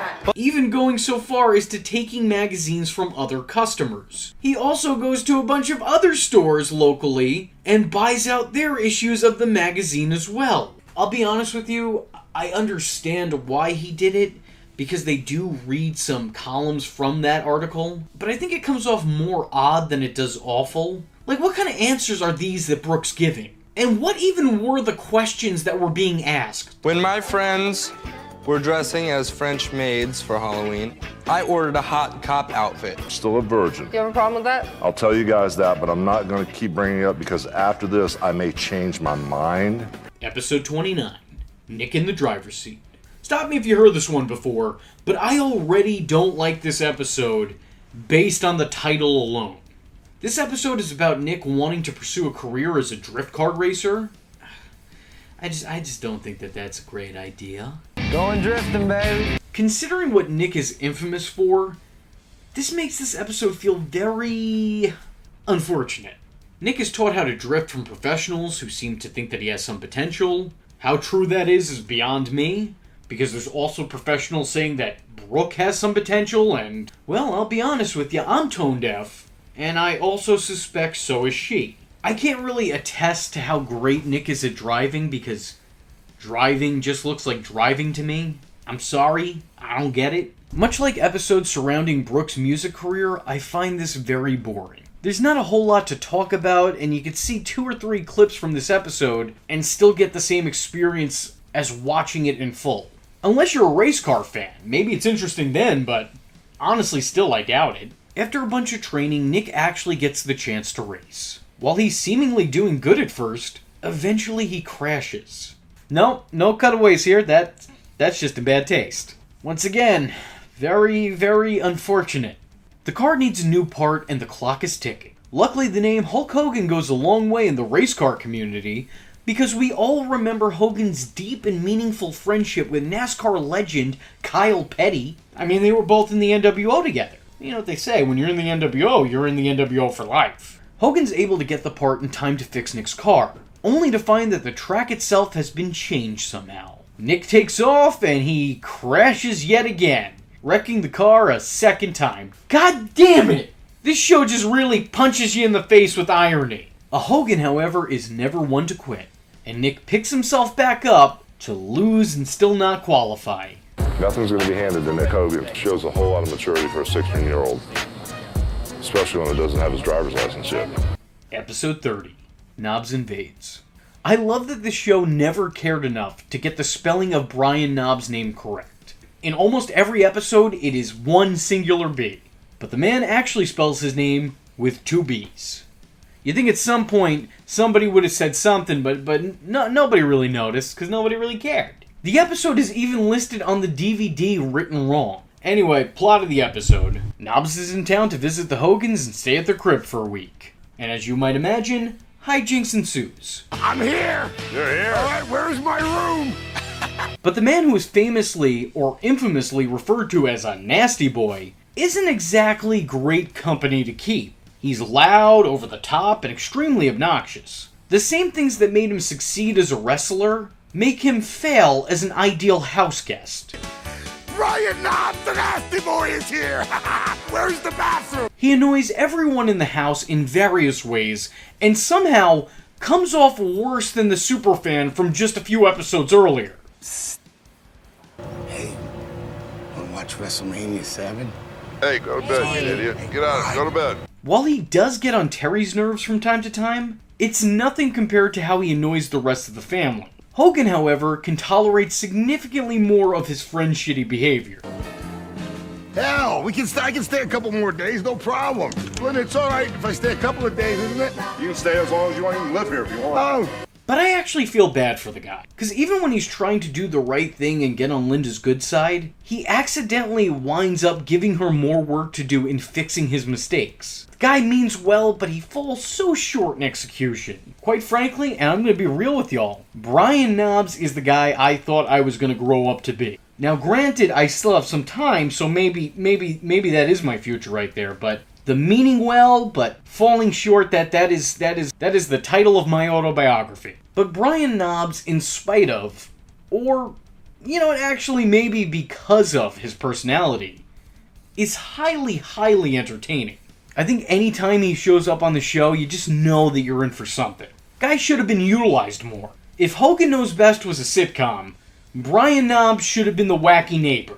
Knobbs eventually does the unthinkable and plans a past-their-prime pool party at Hogan's Paradise. A star-studded event that included the Man of 1,000 Gimmicks Brutus Beefcake, Greg the Hammer Valentine, Meng, Jim Duggan, Dog, this guy, one half of the Killer Bees, the other Nasty Boy, and wow, I haven't seen such a legendary late-in-life lineup since Heroes of Wrestling. These overgrown, grown men act like little children in the pool. And I swear to you, their camera presence has not changed since the 80s. So all these guys getting together and trying to act real in front of a reality TV camera comes off just as authentic as when they did it in front of an 80s camera to cut a wrestling promo. Like most Hulk Hogan matches from the 90s, this episode ends without a conclusion, and the last few minutes feel like a test pilot pitch for WWE's Legends House. I would have to put this episode up there with the Superfan episode I mentioned before, because it is fun, but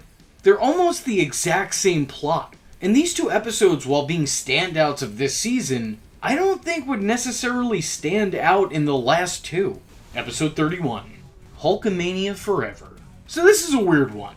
Hulk Hogan previously acted as if he transitioned beyond wrestling into the world of grilling. But believe it or not, that endeavor wasn't as fruitful as headlining a WrestleMania. In this, Vince McMahon basically asks Hogan to commit to WWE until his dying day. And like most of Hulk Hogan's lifelong commitments, this one doesn't really last. Vince McMahon point blank says he needs to stop messing with his family and start messing with these ring ropes. You think that would cause problems at home, but no, Linda agrees with him. Well, we could use the money. You could always use the money. No matter how much money I make, it still isn't enough. Once again, oof. McMahon sweetens the pot by offering to play Brooke's music video on NBC. So of course Hulk obliges, and not only does the man come back for this one-off appearance, but he signs an insane 20-year deal. I think that he signed this deal mainly because at this point in his life, Hulk Hogan wasn't bleeding red, white, and blue. He was bleeding green. Seriously, Brooke's singing career was an investment that didn't exactly pay off for the big guy. And because of that, Hogan had to pay up. I didn't think I was going to have to wrestle at 54 years old because my wife spends so much money I could never retire. You have to support me in the style in which I'm accustomed to living. Episode 32, The Canine Mutiny. So, again, stop me if you heard this before. The Hogans have problems with their neighbors. Yet again, there's an issue close to home for the Hulkster, as his down-the-street neighbor sprays Brooke and Linda as they're passing by in their car. Of course. But that's not even the plot of the episode. This episode is actually about, and once again, stop me if you heard this one before, the animals are causing a ruckus. Mostly the dogs, but the birds too. We also get an appearance from a frog who is so ashamed at being a part of this production that he jumped into a jar of ammonia and died. We're also shown a bird who's looking to go one-on-one with the Hulkster. A bird who now joins an elite group of people who have had Hulk Hogan put them over. Linda decides to bring the dogs to doggy yoga because, when you have Hulk Hogan money, screw it. But luckily, Linda gets a massage from someone who suggests the dogs get massages themselves. Which they do. Because if you have Hulk Hogan money, you spend it. Then we have a crazy woman claiming to talk to the animals. And it's funny, but mostly it's really creepy. Often when I see people like this, I wonder if these jabroni marks have worked themselves into a shoot. Like, do they believe that they're actually doing this? Like, do they think that they actually have powers? Or are they just trying to get your money? I don't know. Either way, I'm not really a fan of them. Look, I can admit that this probably isn't my greatest Hogan Knows Best video, But this isn't the greatest season of Hogan Knows Best. I'm working with what I got. On top of that, my brain is melting from the monotony of the season. All I can think to say at this point is, this is dumb. Which it is, it's valid what I'm saying, but I'm not saying a lot. Like the first season, this season ends with what feels like a filler episode, rather than a season finale. But then again, this whole season feels like a filler season. Like I'm explicitly binge-watching the filler episodes of a show. Overall, I have to say that without a shadow of a doubt, this is my least favorite season thus far. While the last 2 seasons were absurd, they were at the very least entertaining, whether that be by accident, coincidence, or design. But this one is shockingly boring and bland, as opposed to just being shocking. So I'm really hoping that the show's final season makes up for this batch of filler episodes. I can't live like this, Terry. Every day, it's drama. It's just ridiculous. In case you can't tell, I've had it, okay? When it is verbally suggested, maybe we should just be divorced. So the words were spoken? Yeah. It's just to the point where we cannot keep doing this. I really don't care, because I sure as hell am not going to live like this anymore with you. Episode 33. In case you were thinking, alright, we're 3 seasons in. I'm sure the accidental foreshadowing and dark irony is about to run out. Well, I assure you, much like Hulkamania itself, it's still running wild. As the first episode of the final season starts out like this. After 23 years of marriage, things are starting to crumble. In case you can't tell, I've had it. I sure as hell am not going to live like this anymore with you. That is the first glimpse we get into the last look at this show. It does make me wonder how much of this reality TV is actually based in reality. Look, I know, I get that a lot of you guys watching these videos assume that I'm a complete idiot who doesn't know how to separate fact from fiction, because you feel the need to constantly remind me in the comments section that the show is scripted. And yeah, I know, dude, all reality TV is at the very least a little bit scripted. At the very least. I'm very well aware.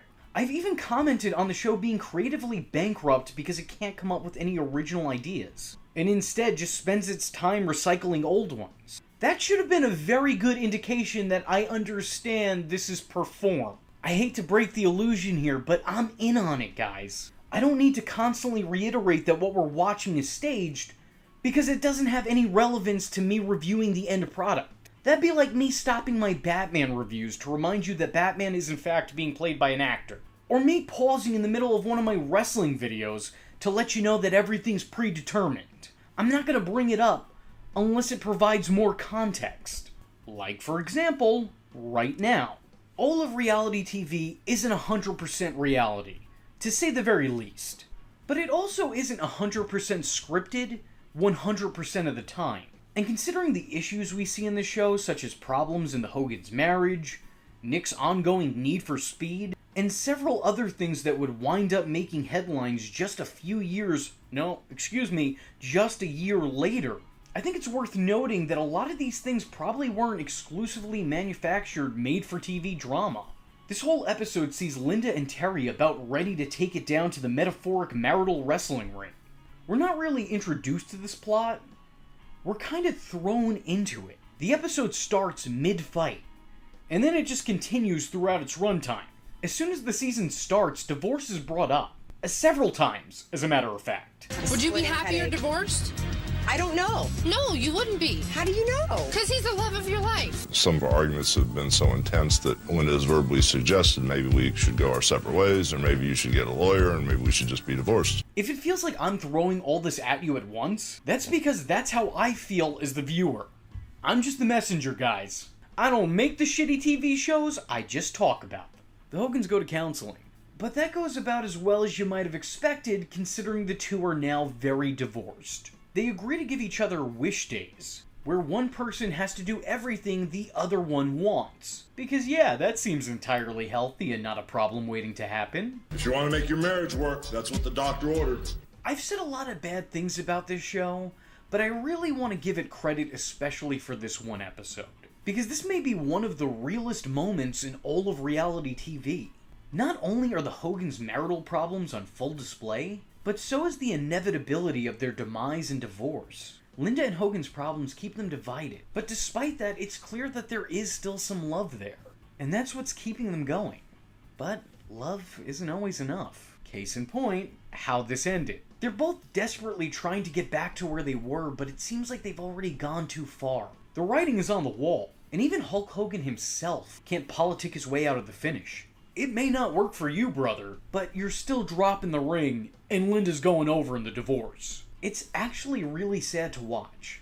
This is a very, very heavy episode, and it doesn't disguise its own ugliness. It actually puts a spotlight on it. This is really, really rough. The episode ends with Hulk reciting a poem, which, yeah, that's a nice way to end this episode, but that clearly wasn't the end of the problem. This episode may just be the most unfortunate episode in a series of unfortunate events. Episode 34. The next episode of the show is back to the normally abnormal. Brooke needs to make an appearance on Wild 'N Out, and Hulk decides that she needs a bodyguard. Hogan interviews several candidates, questioning everything about them from their height to their sexual orientation. Because, you know, the guy's looking for someone who will protect his daughter, not impregnate his daughter. Hogan picks this guy, because of course he does, and he almost immediately begins to bother Brooke. He attempts to be friendly with Hulkster Jr., but she clearly immediately sees him as foe. And not only is he there to guard Brooke, but he's also there to report everything back to Papa Hogan. There's a lot of this episode that seems incredibly staged, obviously. Like several dudes approaching Brooke in the gym and telling her that they're big fans of her music. I mean, no offense when I say this, but I'm pressing X. Brooke actually does relatively well on Wild 'N Out, even managing to take home a title belt like her father before her. So much for having me. I had a blast. That's a black voice. It's not a black voice. In actuality, not a black voice. After her appearance during a radio interview, she's given this incredibly awful idea. This is what you do to get rid of him. Mm-hmm. Tell your dad he's hitting on you. Because you know your dad. He doesn't want nobody messing with you. Right. Yes, your bodyguard's annoying. So you should definitely frame him and tell your dad that he's, harassing you in the workplace. Oh man, false allegations are just so quirky. To be fair, Brooke does a terrible thing in the least terrible way possible, playing it off as the guy has a crush on her. So, you know, she could have done worse, but still, bad form. So ultimately, this guy winds up losing his job because he did his job. And Brooke gets what she wants until Hulk at the very end reveals that she's getting a new bodyguard, and this one's a woman. You know what I mean? I wanted a woman! Now you, Hulk Hogan! Which Brooke is psyched about. Though I don't understand why this is too much better. Like, how does this change anything? You were annoyed that he's there. This woman is also going to be there. Do you know what a bodyguard does? Episode 35. The Hogans feel that they know best. Wonder what gave them that idea. And feeling that they know best, they decide the Hulkster needs a makeover. A man purse? Or will I be able to stop the metrosexual mania from running wild? Shortly thereafter, this awkwardness happens. We like your workout pants. With no socks, just like ankle socks. That's hot. Looking good. Appreciate it. Bye. You could wear like that. Oh boy, this is uncomfortable. When was that Gawker video made again? This episode is pretty goofy. We see Hogan don several hairstyles, some of which involving hair pieces, and some of which involving his own lack of hair. Basically, the whole Hogan family reenacts that shopping montage that you see in every early 2000s rom-com, which I'll admit is kind of fun. This eventually leads to Hulk going to a spa where they turn him into a non-microwavable meal, and afterward, as Hogan's washing the remnants of his reheated leftovers off, Brooke is told to leave so he could properly shower, but she continues to watch him through the curtain off to the side. Oh! Oh my god! I tried to warn you. I just saw it. I saw my dad's baby. Okay, I have several questions, but all of them start with why. You know what? Let's just leave it at that. Why? And I'm not even just talking about the rest of the questions, but the answers as well. Let's just leave it at that one statement. Why? As a matter of fact, I'm just going to look past the fact that a few scenes later, Nick leaves his hands wrapped around his sister's waist for a little bit too long. And I'm also going to look past the fact that Nick, at the end of the episode, looks to take his mother up on a back massage that's offered to his father. How about a nice back rub to make up to you? I'll take one.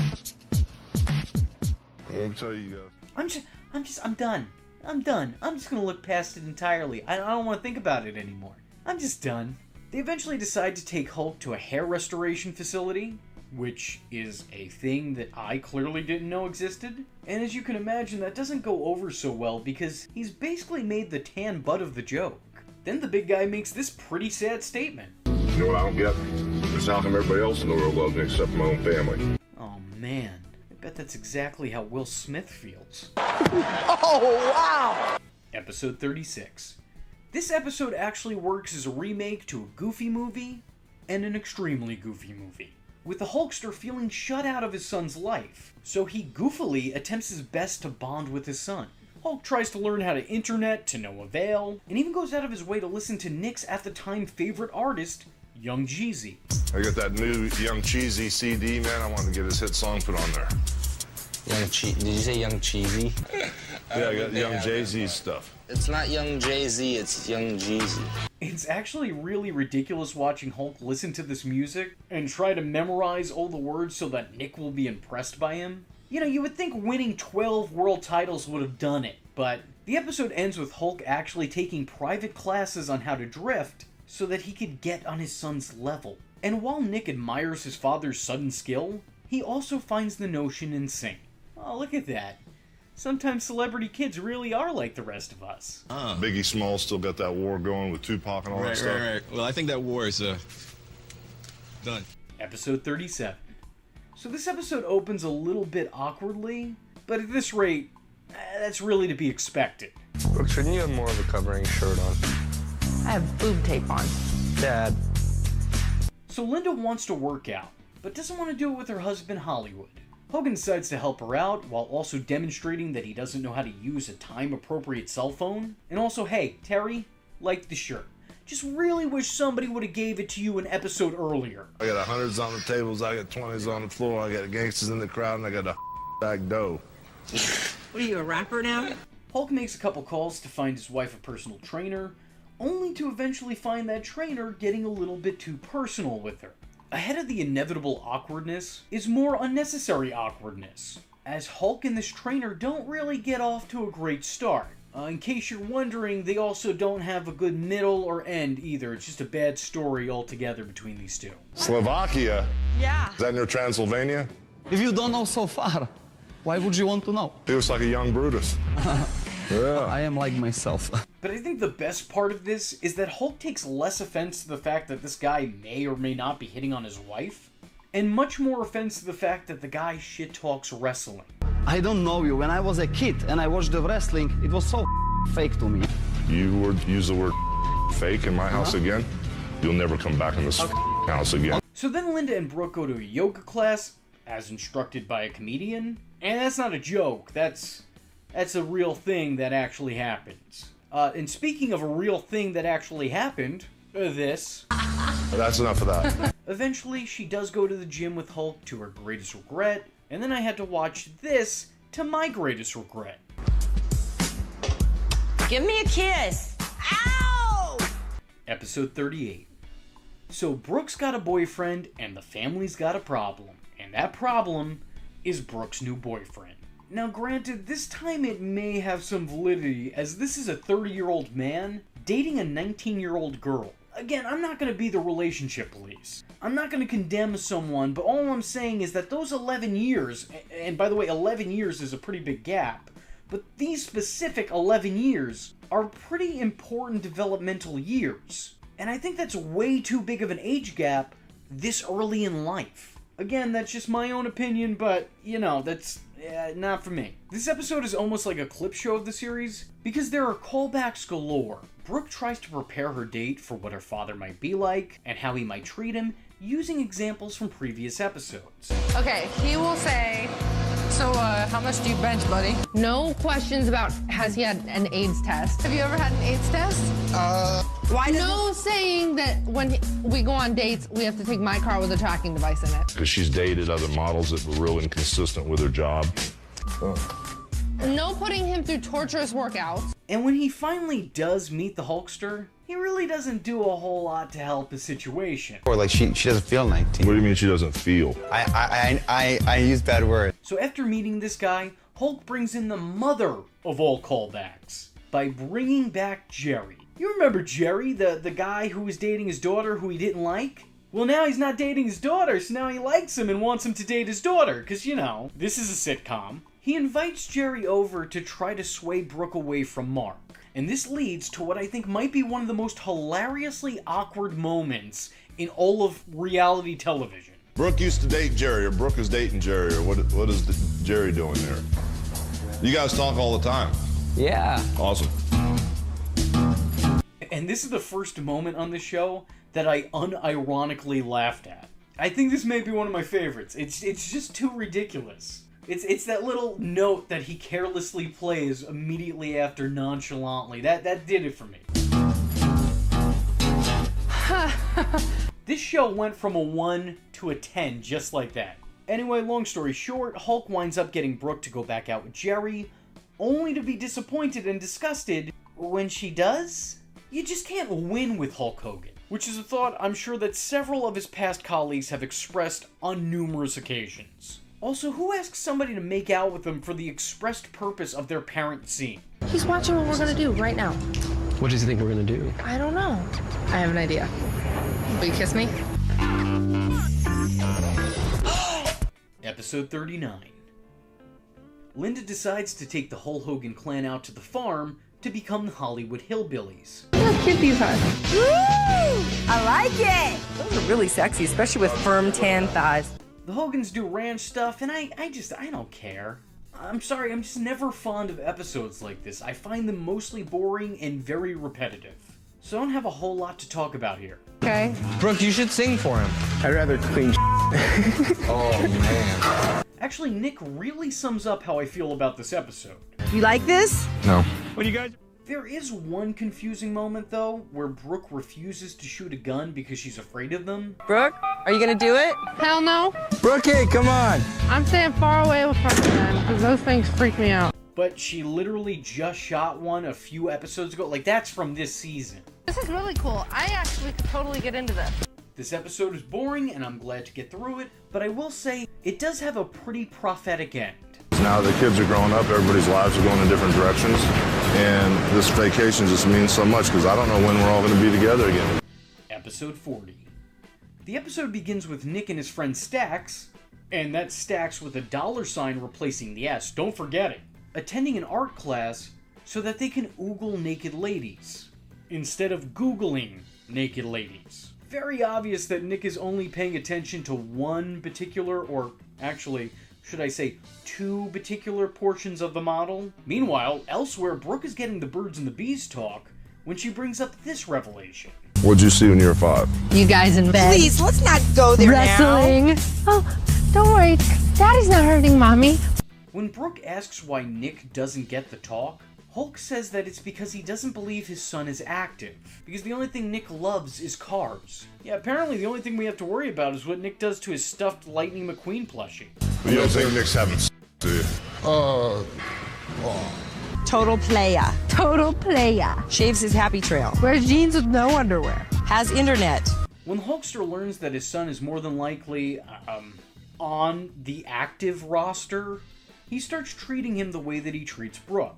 He winds up getting Nick a pretend practice baby, who cries uncontrollably. For the second time in a row, this isn't an episode I'm particularly fond of, and Nick once again surprisingly sums up my thoughts on it. I don't get it. This is stupid. Episode 41. Brooke is doing something at Universal, but the Hogans want to go to the theme park afterward. The only problem is everyone always seems to recognize them, which is believable from Hulk, but everyone instantly recognizing Brooke and Nick? Once again, I'm pressing X. And I'll be giving you the rub. Why are you performing your routine in front of your father? Like, honestly, why am I bothering? Why am I bothering? If I just ignore it, this all goes faster. Brooke has her performance, which doesn't seem to be all that good. Why is it even when the show frames Brooke's performances as being a win in her column, they always come off more like losses? Anyway, the whole family don prosthetics so they can go incognito. But they wear costumes that seem like they would attract more attention than they would have gotten had they just walked out there as themselves. The Hogans remain in character all throughout, so it's nice to see that the whole family knows how to keep kayfabe. This episode really feels like the prelude to the Jackass Bad Grandpa stuff, but just, not as good. Or, I'm sorry, let me rephrase that. Not good. Eventually, though, they decide that they're sick of not being noticed and start to openly give up their disguise. These poor guys didn't realize that anonymity came with anonymity. Wow. Y'all watch VH1? Yeah. Yep. Know that show Hogan Knows Best? Yes, they're filming it here. Shut up! That whole group is here, really? Yeah, I heard they were here. You know that show Hogan Knows Best? What about Brooke Hogan? You think she's hot? So they dropped the act and revealed themselves. I started off hating this episode, but this plot twist is so on brand and hilarious that I think I actually might love it now. And what I love even more is how they act like they swerved this whole crowd of people who probably immediately realized the ruse, but could care less. Like, the Hogan family is out here acting like they recreated Bash at the Beach, but they were really performing Unknown in Universal. Episode 42. Brooke Hogan, for as seemingly sweet of a person as she is, unfortunately adopted some of her parents' worst traits. She has the ego of her father, but the spending ability of her mother. This whole episode is just her making the same mistake over and over and over again, which is also a potential title for my future autobiography. Brooke inherits her parents' responsibility over her career, but is having a hard time being responsible. She overspends, and now she needs to put herself on a budget for all of her shows. Only thing I really want to comment on in this episode is Hogan opening up for his daughter by saying this. So give a big round of applause for my 18-year-old daughter. Number 1, she was 19 at the time. And number 2, why would you draw attention to that specifically? Episode 43. Here we are. The end of it all, the grand finale. And one of the most unfortunately named shows in TV history ends with an episode with one of the most unfortunate titles in TV show history. Father of the Year. Some foundation wants to induct Hogan as Father of the Year, a title I'm guessing they've since stripped him of and stricken from the record. It's actually a sweet episode, which not only shows Hulk as a husband and a father, but also as a son. He takes care of his mother throughout the episode, and I gotta say, it's pretty cute. It's nice watching her interact with him and the rest of the family. Except for Linda, who she clearly does not like, and as a matter of fact, I would say downright hates. Why did they send you there anyway? Will you shut up so I can sorry, talk? I'm just asking. Yeah. All right, go ahead. What were you saying? Now you're gonna make me forget what I'm saying. Ask Linda that question. Ask Linda. Yeah. Duh. If I talk to the sky, talk to Linda. But luckily for her, she wouldn't have to worry about Linda too much longer after this episode. And that unfortunate foreshadowing is back and particularly strong in this episode. During the runtime, you get lines like this. There's a lot of times when your mother and I fight wide open verbally, and, we shouldn't do that. Marriage is tough. You got to work at it. Another appearance from Hulk Hogan's best buddy, Bubba. And on top of all of that, this episode actually ends with Hogan saying this. I am proud to be Father of the Year. And if I keep working on my parenting and husband skills, maybe next year I'll get Husband of the Year. Hulk, not only were you not Husband of the Year the following year, but you weren't even a husband the following year. In a really dark and cynical way, that's pretty funny. But it's also incredibly sad to watch this knowing how it all ended up. Hogan Knows Best, at best, is a time capsule. A prelude to the public drama that would unfold shortly thereafter. There are plenty of moments from this series that have almost immediately aged poorly. But despite all of this, I would suggest looking back at it. Remember, my videos aren't a supplement for this program. They're a summary of it.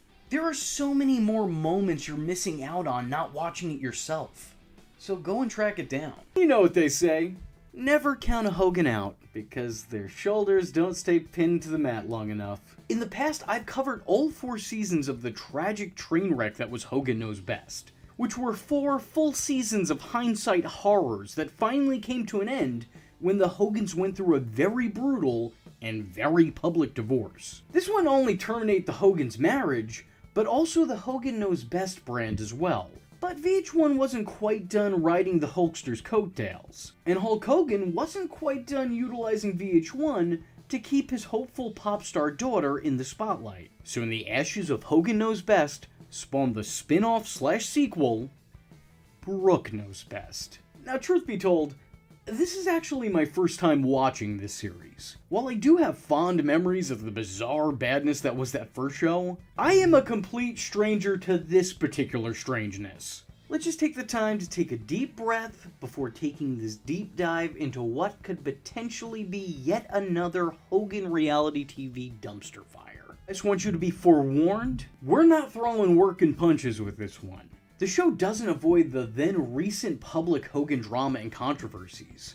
The show immediately spends its introduction not necessarily reintroducing Brooke, but instead presenting a recap and highlight reel of all things wrong with the name Hogan in 2008. We're talking Hulk and Linda's nasty divorce, Nick's drunk driving accident, we're talking everything short of Hulk hitting his finish on his daughter's best friend. What's clear in the opening montage of past, present, and future, it's that Hulk and Linda are fighting for their daughter's love from a distance. The coming attractions for the first episode and the terrible opening basically point blank confirm this. Honestly, I'll be real with you.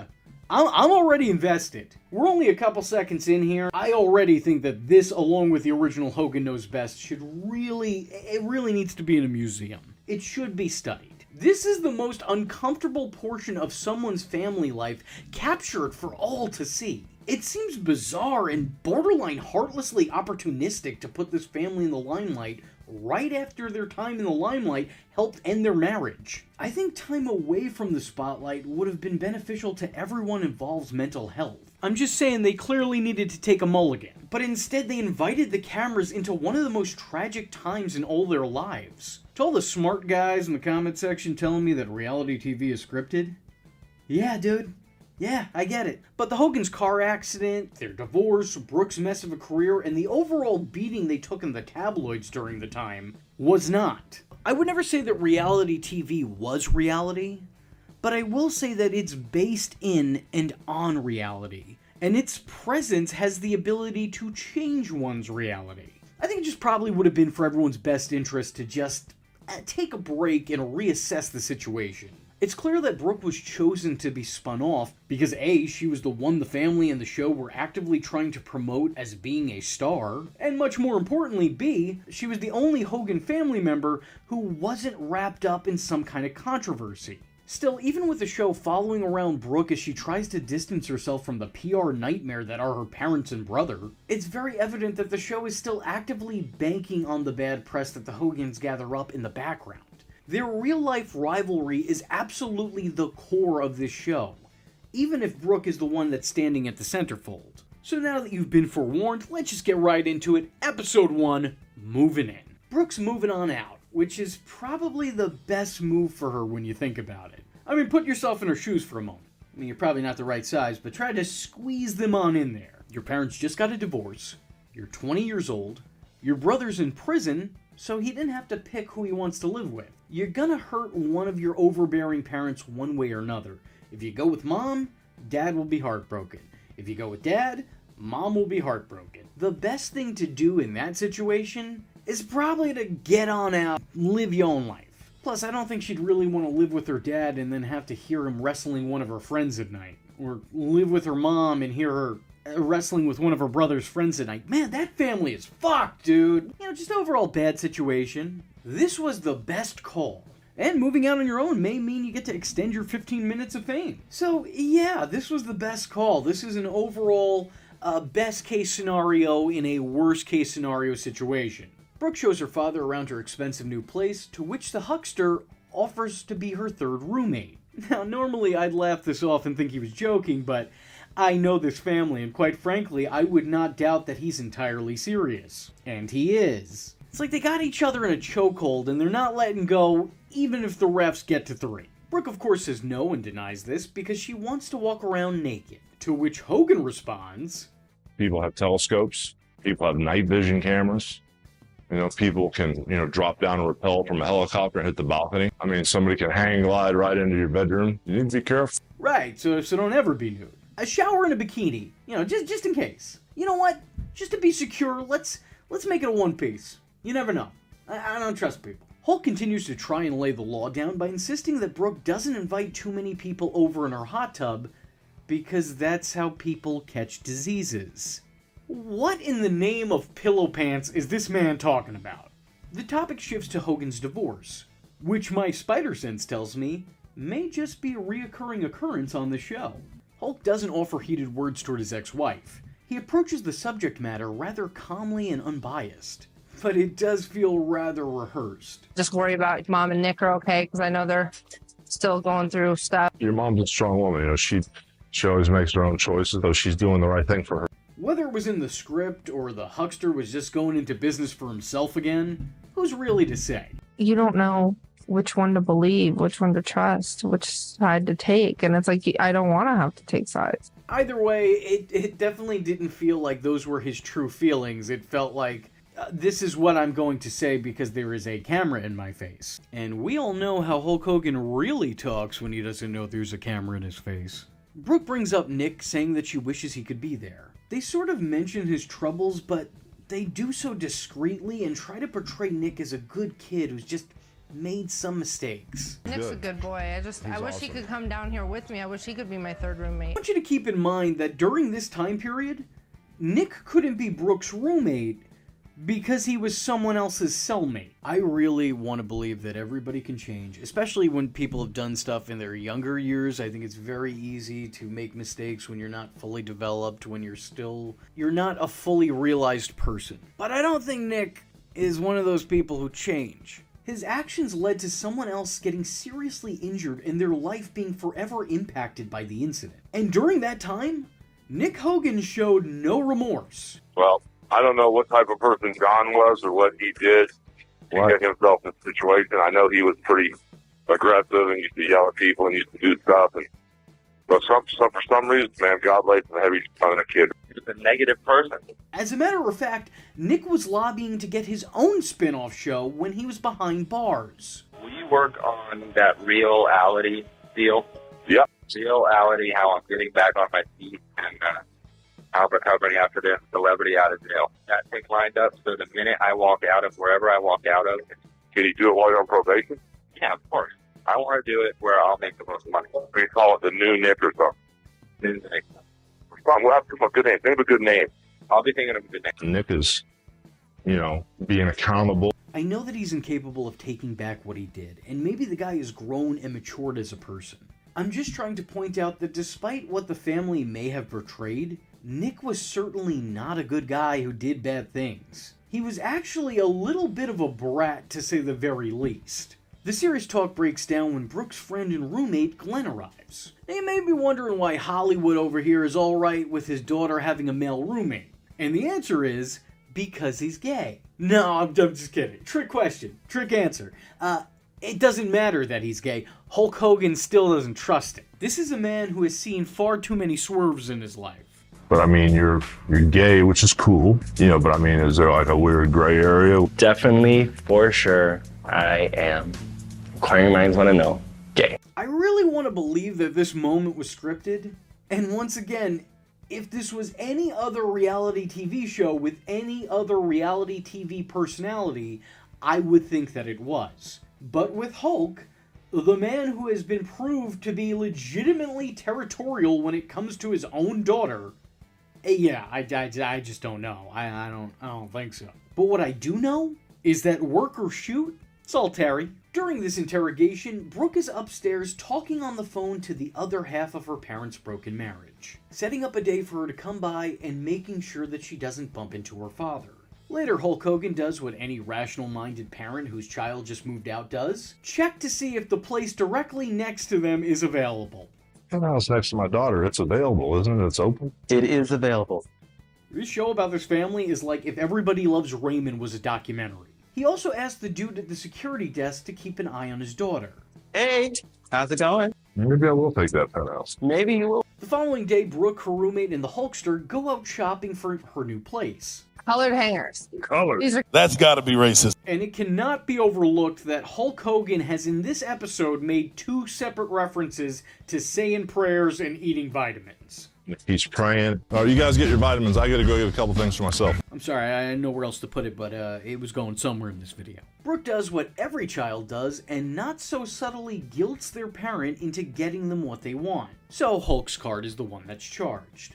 Hulk, however, thinks that this is a sign of good faith, so he then proceeds to try to leverage his daughter and her friend to be the third roommate. You know what? I don't understand why all of a sudden I can't qualify for the third roommate. To which they politely decline. Hulk continues to try and make his point into the morning by helping secure the house, which means stocking it with weapons and fixing things that aren't really broken in the first place, usually breaking them as he does so. Brooke eventually sends her father home sad, and I am at a loss for words.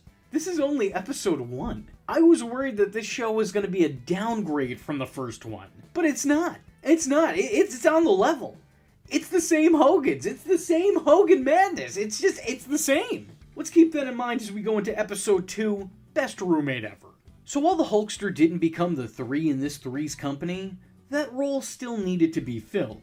He's looking for roommates online. Well, I wouldn't be going online looking for roommates. I would pick somebody that's I can trust. Well, what's wrong with me for a roommate? They put together a pretty awfully worded ad and posted out in the public. No freaks apply? That's a selfie. But as it turns out, the most important qualifications to be roomies with the second most talented Hogan kid is that you need to be attractive. If you're not hot, that's it. You're out. I don't care what your credit score is. I don't care if you will or won't pay rent. As you might imagine, the candidates are of course cartoony and comical. There are more mishaps here than anything else. But I'll be real with y'all, Brooke and Glenn come off worse than anybody who comes through the door. They seem like the most insufferable people, and I can't imagine anybody would actually want to live with them. Like, I know this is all staged, but why would you intentionally make your leads look so annoying and awful? Like, they have Brooke be offended when someone isn't familiar with her work. You know who Brooke Hogan is? Oh, I love the music and I listen to everything that hits me in the ear. Brooke Hogan must not have hit her in the ear. You should really learn about Brooke Hogan. And I really hope the real Brooke Hogan doesn't act that way when someone doesn't know who she is, because otherwise, she's gonna be living a pretty unfortunate existence. You know, I mean, we know who your dad is, everyone knows him, they don't really care that much about you, though, you know. Just because your parent is famous doesn't mean that you have to be. Actually, a lot of the time, probably means you shouldn't. Glenn and Brooke are very judgmental of all those that apply. The two ask really invasive questions and then act grossed out or put off by the answers they were prying for. If the goal of the scene is to get across just how strange the outside world is to the level-headed Brooke and Glenn, then it failed, because I would rather spend a day with any one of those other people that sat across the table from them than sit through a meal with these two. Watching the two of them look down at those they sit across from isn't exactly endearing to either party. But luckily we have Brooke's brilliant take on women in politics to completely win me back over. I actually am not that into voting. I think that it's kind of crazy that a woman is running because I think women deal on emotions and menopause and PMS.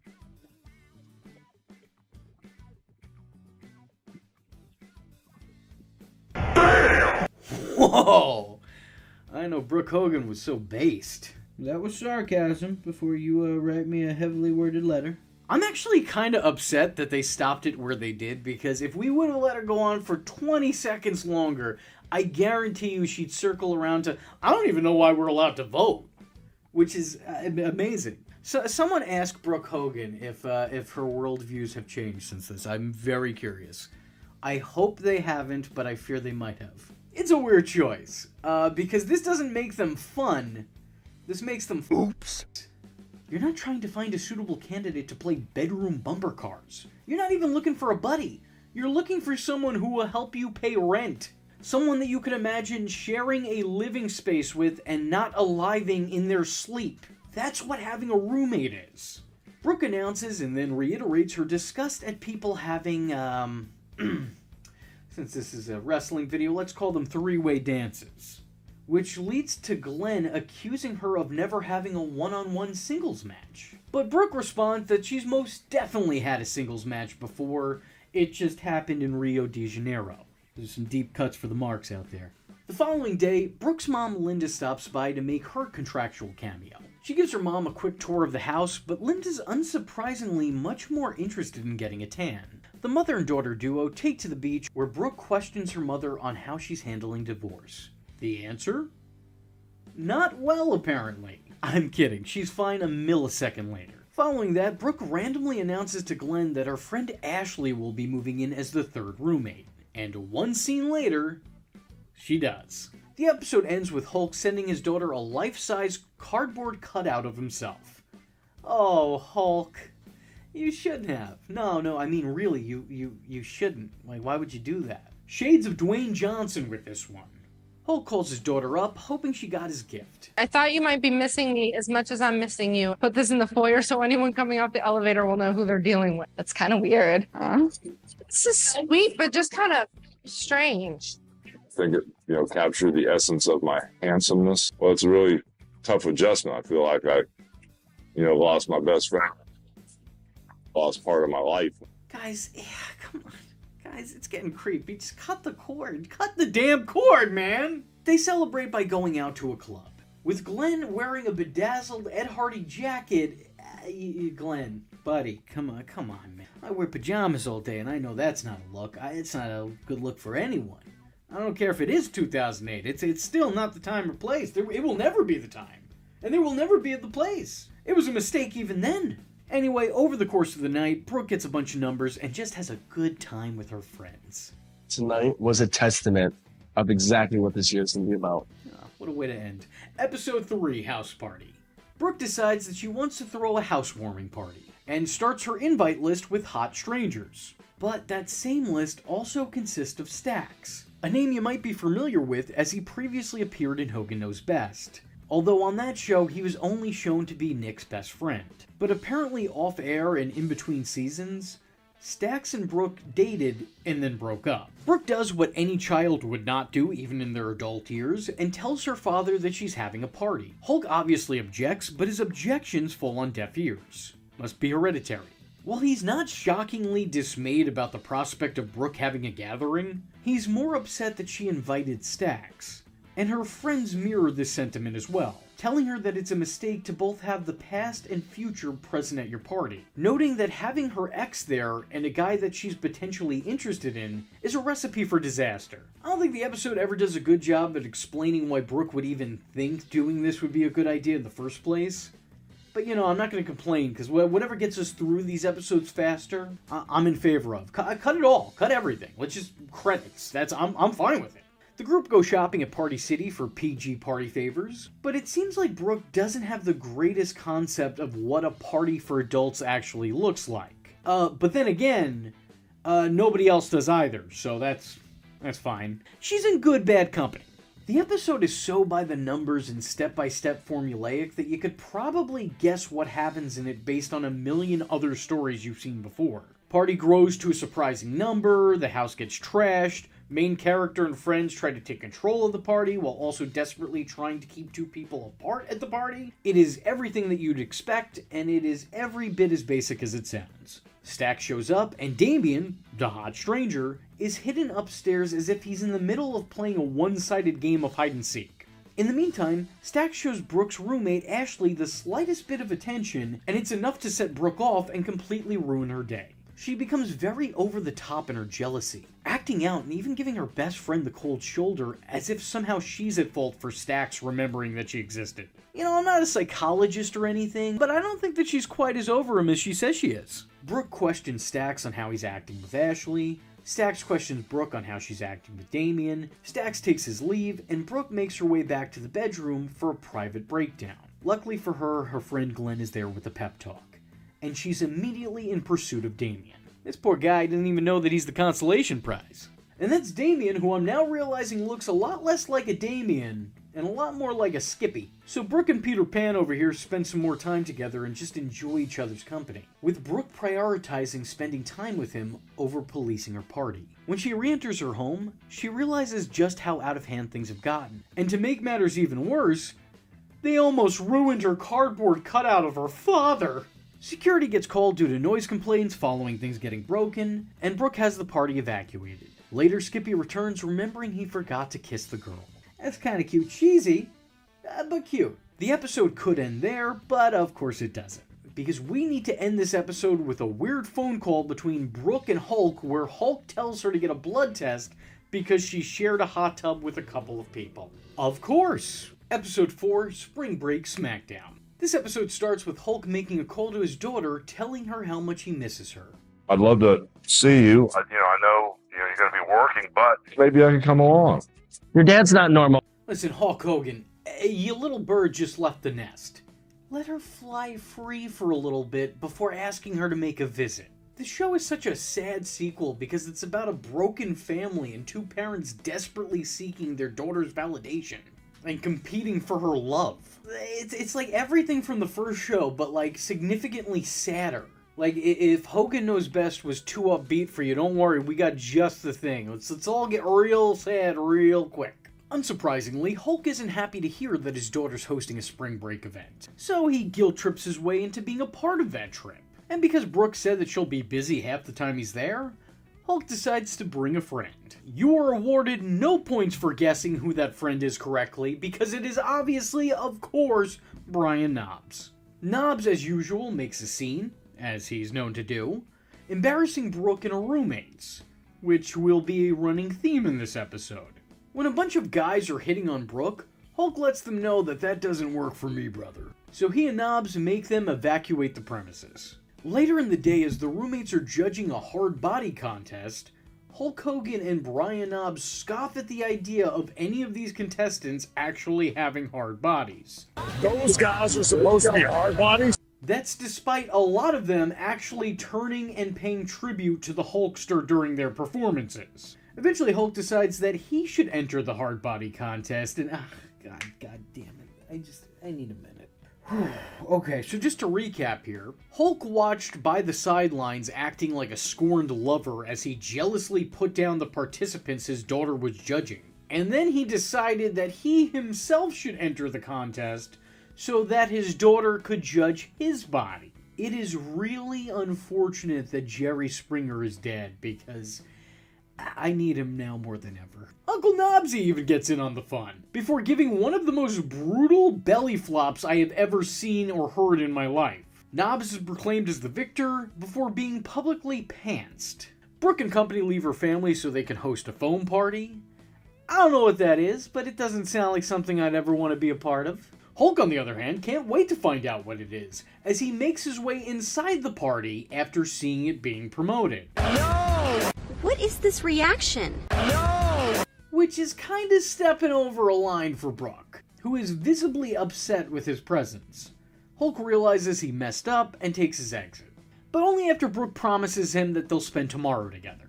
And thank God, because he did not want to see what was going to happen next. Now, I don't know if any of you in my comment section are much more educated than me. If you're not, let me tell you what a foam party is, or at least what my understanding of what a foam party is based on this. A foam party looks like all the worst parts of a rave, but now with gimmicks. You got foam filling up the room like you just entered a Scrub and Bubbles bottle, and you got people spraying chocolate syrup all over you, while Brooke Hogan makes out with fans and invites people to touch her.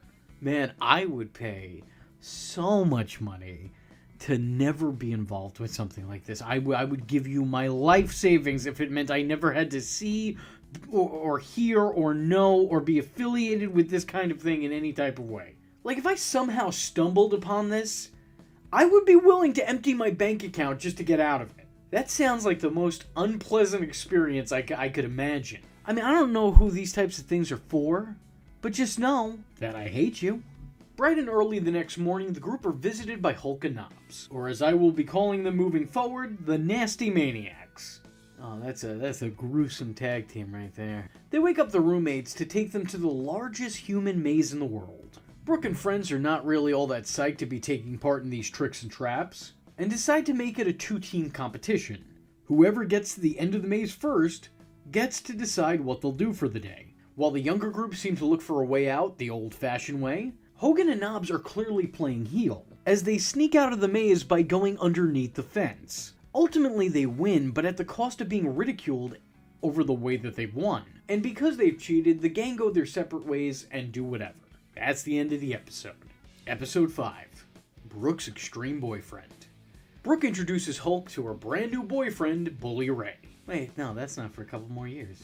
Brooke attends a boxing event where one of the boxers asks her out on the date. She's quick to say yes, so I guess things didn't really work out with Damien. Sorry. Better luck next time, Skippy. As it turns out, this boxer, Keith, is very into extreme sports. Hence the title of the episode.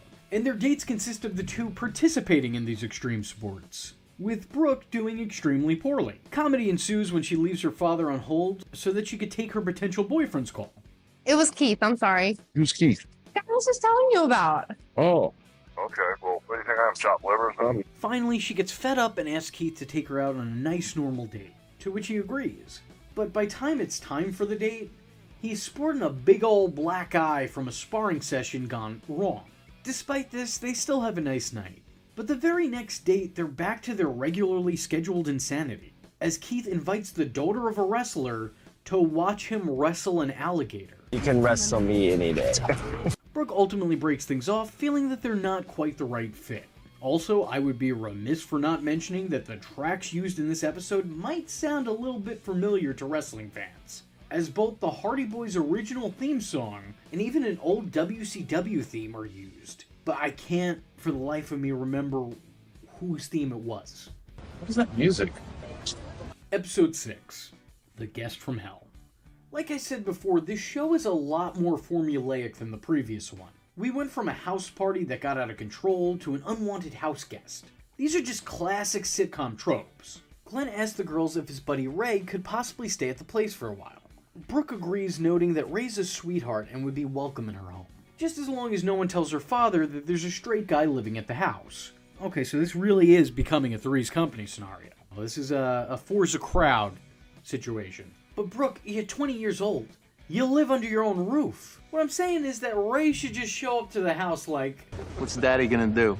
Sue me? Instead, he shows up with boxes and bags of his prized possessions, including, but certainly not limited to, a Guitar Hero remote and a lightsaber. Ray makes himself at home rather quickly, taking it upon himself to set the living room up to his liking and retroactively turning it into his room. Despite the hospitality that's showed to him, he's relentlessly rude, shushing his temporary roommates as he plays. He even sleeps in the nude in the living room, with his unmentionables needing to be mentioned and addressed as they're out on full display. He's messy, he leaves half-eaten food everywhere, he uses Brooke's brush in her toilet. And yes, Brooke has her own toilet, because of course she does. The guy even sneaks a girl into the house to hop in the hot tub, and wakes Brooke up at 3 a.m. asking her to show him how to use it. And then furthermore, asks if she could use her bathing suit. He lives up to the title of the episode every chance he gets. But I think that's a big problem with this show. It's all a little too on the nose. Hogan Knows Best seemed to better blur the line in between what was real and what was fake. Brooke Knows Best kinda makes the distinction pretty obvious, especially because when they touch on or address real issues, it's clearly chopped up and heavily edited in post. And when it's not real, the storyline seems super staged and set up. Which, you know, they are, but you're not supposed to know that. It's like it's not even trying to pass for reality TV. It's too funny to be anything but fiction. On top of that, I can't really imagine Glenn being friends with this guy. Anyway, matters go from bad to worse when Ray answers a call from Hulk Hogan and mentions that he lives there. Hulk decides to do some deep research and investigating and sends Big Al over for some intel on this covert mission. Yeah, I'm sure Brooke won't be suspicious of her father's friend randomly paying her a visit. That's a normal thing that just happens at times. So the dog sniffs out crime and forwards the information he got over to the big man in red and yellow. Hulk, of course, questions if there's any chemistry between Ray and Brooke. He good looking? I mean, did him and Brooke have like chemistry or something? Did they get along? What's the deal? Not a big guy, dude. No, I can't see Brooke being interested in him. And seriously, man, this has just gotten past the point of being unhealthy. There's a gazillion people in the world. You can't shield your kid from every single one of them. Nor should you when they're not a child anymore. After talking it over with her housemates and getting a pep talk from her dad, Brooke evicts Ray. Episode 7. Brooke's First Prom. The episode description reads, Brooke becomes involved with an organization that gives prom dresses to girls who are unable to buy their own, auctioning herself off as a date. And that is accurate. That is what happens. That's correct. Brooke meets up with her father to tell him that at 20 years old, she'll be attending her first prom. That doesn't work for me, brother. Hulk tells her to watch out for high school guys because their hormones are raging. Dude, she's 20. They're kids. She's 20. Oh man, these people are not getting any less weird with time. There is one relatively real moment where Brooke breaks down over Nick and comments on the case in his prison stay. You know, no, Nick would never hurt John. Like, John was his best friend, you know? John was a negative person. He was what? He was a negative person. Wait, didn't Nick cause these injuries? Yeah. Yeah, he's saying that he wasn't a good guy, so, you know, the karma kind of did that to him. Bashing the victim. John never meant anything to her or Ed. It's sad. She's not suffering. I have a loss. She can give to you. Like, John was his best friend, you know? But we need to brush all that realness aside because it doesn't have a place in this plot. Brooke takes this relatively nice young man to prom, to which her father still feels threatened enough to send him a threat. Did you ever see a movie called Rocky 3? I wrestled Sylvester Stallone for charity. You saw what Buddy Owens did to him. Hulk, you are threatening a 17-year-old who's just trying to attend his prom. Hulk, therapy. Try it. I'm begging you. Brooke is very sweet to the sweet kid. And the episode is kind of cute. Or, at least it was. Up until the 14-minute mark. The kids make their way to the bathroom.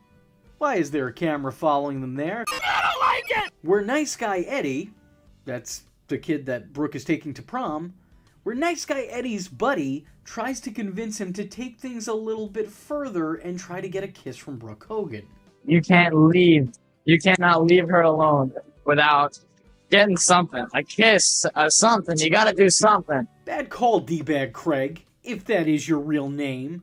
Which it probably isn't because I just thoughtlessly made it up. It's unfortunate because up until this point, things were going pretty smoothly. You know, I mean, like, it was cute, it was harmless, it was innocent, and then it became, oh god, it became uncontrollable cringe. Eddie just begins trying a little bit too hard. Trying it all would be too hard, but this is trying too hard plus. This is trying uncomfortably hard. And that's probably also what Brooke feels against her leg right now. At the end of the day, this is charity. Brooke's not going to hook up with a high school senior, you know? It's not going to happen. You shouldn't be treating this like it's an actual date because it isn't. You are one life-threatening sickness away from being a Make-A-Wish kid. I'm sorry. I'm just saying that's what it is. Honestly, this gets a little creepy. We're at the point where I may take back whatever bad I said about Hulk before in this episode. Because the guy clearly knew what he was talking about when it came to high school hormones. This is just, Brooke should have came with a spray bottle or something, because this kid just won't let up. But Ed's friend isn't done giving him bad advice, as he tells him to corner Brooke to get some alone time. Alright, man, I really hope in the future someone's had a talk with this kid, because I don't like the path that he is on. Whoever has been having talks with him prior probably should have a talk with the authorities. Cornering anyone is never a bright idea, but especially a woman, there's always going to be a weird context and connotation to that, even if there's no intent there. I can't really think of any scenario where cornering a woman wouldn't be the most aggressively creepy thing that one could do. So if you're watching my videos and want to learn how to approach women, not this. Do anything but this. This is actually never good in any scenario. The night eventually ends with Eddie surprisingly getting his kiss and Brooke coming back home to tell the tale. Like it was straight out of Grease. Episode 8. Tattoo Me. Linda comes over to visit and finds out that Brooke is interested in getting a tattoo to celebrate her independence. Or in adult terms, Brooke wants to prove she's a big girl now. She tries to dissuade her daughter by telling her the importance and permanence of tattoos, while being reminded that both her and her ex-husband have their names and initials tattooed on each other. And Brooke's roommates are relentless with this fact. I got a little tiny heart, Terry's initial. Okay, time to get rid of that puppy. And Terry has the ring that says your name, even though it doesn't really mean anything now. Read the room, guys. This is a very recent divorce. These wounds haven't healed yet. There's no reason to be throwing salt in them. Sometimes you gotta put soft edges on your words depending on the company that you're keeping. This is not the right time, this is not the right place, this is not the right person. Fine. Why don't you just, because you have a cute, sexy back. Mom, because that's a tramp stamp. Captain Hindsight? Captain Hindsight, please come in. God bless you, Captain Hindsight. God bless you. Ultimately, Brooke gets her first tattoo, a small music note behind her ear. That's pretty cute. Probably pretty painful due to where it is, but an awesome aesthetic. And within the first 5 minutes of the episode, the title is paid off and the story centering around it is completed. Yet we still have 16 minutes left. The Hulkster calls Brooke because he misses her and invites his daughter and her buds to go watch American Gladiators, the show that he was hosting at the time. Brooke wants to go, but she's afraid of her father seeing her tattoo. I'm only just now noticing that we're 8 episodes in out of a 10 episode long season, and I've barely said a thing about Glenn and Ashley because no disrespect to either person, but in the show they're not people, they're just Brooke's props. They barely have personalities of their own on the show, they're just Brooke's plus ones. Because you can't have Brooke interact with herself, so just throw these two into the mix also, and well, you know, whatever. The three travel to American Gladiators, spend time with Papa Hogan. Okay. Hey! What's up, baby girl? Missed you. I missed you too. And after some good old goofing off, Glenn and Ashley urge Brooke to tell her father about her tattoo. Hulk is none too pleased when he hears the news. That's pretty important to put ink on your body, Brooke. Your body's perfect. Hulk, please, I'm asking you to. I'm really, I cannot stress this enough. I am asking and no, I am imploring you to stop saying such creepy shit about your daughter. It's really easy to not be weird. It feels like you're being more effortful. And in trying to save herself, she throws her mother under the bus. We should have talked about something like this before you do it. You know, it's really... Well, Mom actually came with me. Snitch. Your mom came with you. This is an adult woman being scolded for the way that she chose to use her body, and then playing her divorced parents against each other to get out of it. It's just all bad, no good. And that is the story of the Hogan household. Brooke tries to suck up to her dad by playing dress up. Don't I look so cute? Yeah, you look cute. Hulk asks if he could have more of a role in his daughter's life, and dude, what more could you want? It's called Brooke Knows Best, and yet you're still somehow in every episode. She doesn't even live with you anymore, and you're still in every single episode. How much more involved could you be? You're about as involved in her life as you were in Pastamania. What is that? Episode 9, Stripped to be Fit. This show nearly killed Hulk Hogan in the last episode when his daughter got a tiny tattoo in a very concealable place. But this episode tries to get the job done, as Brooke and her mother Linda take a pole dancing class to keep fit. I don't think there's anything wrong with pole dancing. I don't know much about it. If you say that it's a legitimate exercise, then I am not inclined to disagree because I don't know enough about it to disagree. I know nothing about it, but I'll tell you what I do know for a fact. I know that no matter how legitimate it is, it will never be legitimate enough for him to be okay with it. And I know that he's upset that men have to exist around his daughter, so seeing her twirl around a pole probably is not going to help his insecurities in fatherhood. Brooke and friends go to the club under the guise of salsa dancing to lose weight. It's a pretty hard sell. I'm sorry, I mean, the pole thing, maybe. Okay, maybe. Oh man, I don't know. I don't know about that one. That's a no-sell. Sorry, I just don't think a lot of people go to the club to work out. You know, most people just go to a gym. After some friendly chit-chat, they're put onto pole work. Brooke does what any young girl would do and asks her mother to work the pole with her. I've been told there's some merit to this as an exercise and even as an art form. I've never looked into it, but I'm an uncultured swine, so my mind immediately just goes to stripping each and every time. But that's, again, where my mind goes. I don't know, am I crazy here? Like, I feel like I'm generally speaking, like, it would be weird to work out with your parent. Like, I don't really see a lot of mother-daughter, father-son gym partners. But then you add pole dancing into the mix, and that just, it feels all the much more stranger. After a workout routine, Brooke buys a pole of her own and has it installed in her house. The pole becomes the talking point of the night, with the group encouraging Ashley and Brooke to show how they use the pole. To which Brooke drops a sick Stacy Keibler reference. Miss Hancock? Yeah. The routine is filmed and put on the internet, where it gets to Jimmy Hart, who places a call to Hulk Hogan. They've got you on the internet in some strip club dancing on a strip pole. Hogan rushes over in panic mode, thinking that his daughter has switched career paths. I told you this wasn't gonna go good. He wasted a 5-hour drive when he could have made a 2-minute call. And the episode ends with Hogan dropping this nugget of knowledge. It just got on the internet. Yeah, no doubt. Well, now you understand how these camera phones can become your enemy. Yep, there it is. There it is. There's that hindsight horror I've been missing. Why is it in the living room? Why would you have this? Why don't you put it somewhere? Well, we didn't want to put it in the bedrooms. Good point. Episode 10. The Old College Try. So like a lot of what's come before this episode is a tired trope that you've probably seen done better somewhere else. Ashley's looking to go back to college. And this has got Brooke thinking maybe she should try this whole college thing out herself. Again, the acting is so hammy and the tropes are so goofy that it's hard to take any of this seriously. Brooke at first talks about college as if it were elementary school, asking Ashley why she'd want to be yelled at by teachers. But once college is explained to her, which by the way blows her mind, she reacts like Katy Perry making small talk with Neil deGrasse Tyson. She decides that she too wants to do the college, and her friends respond by laughing in her face. Maybe I should go. Well, like, it's unbelievable I could actually learn something. Which is the correct response.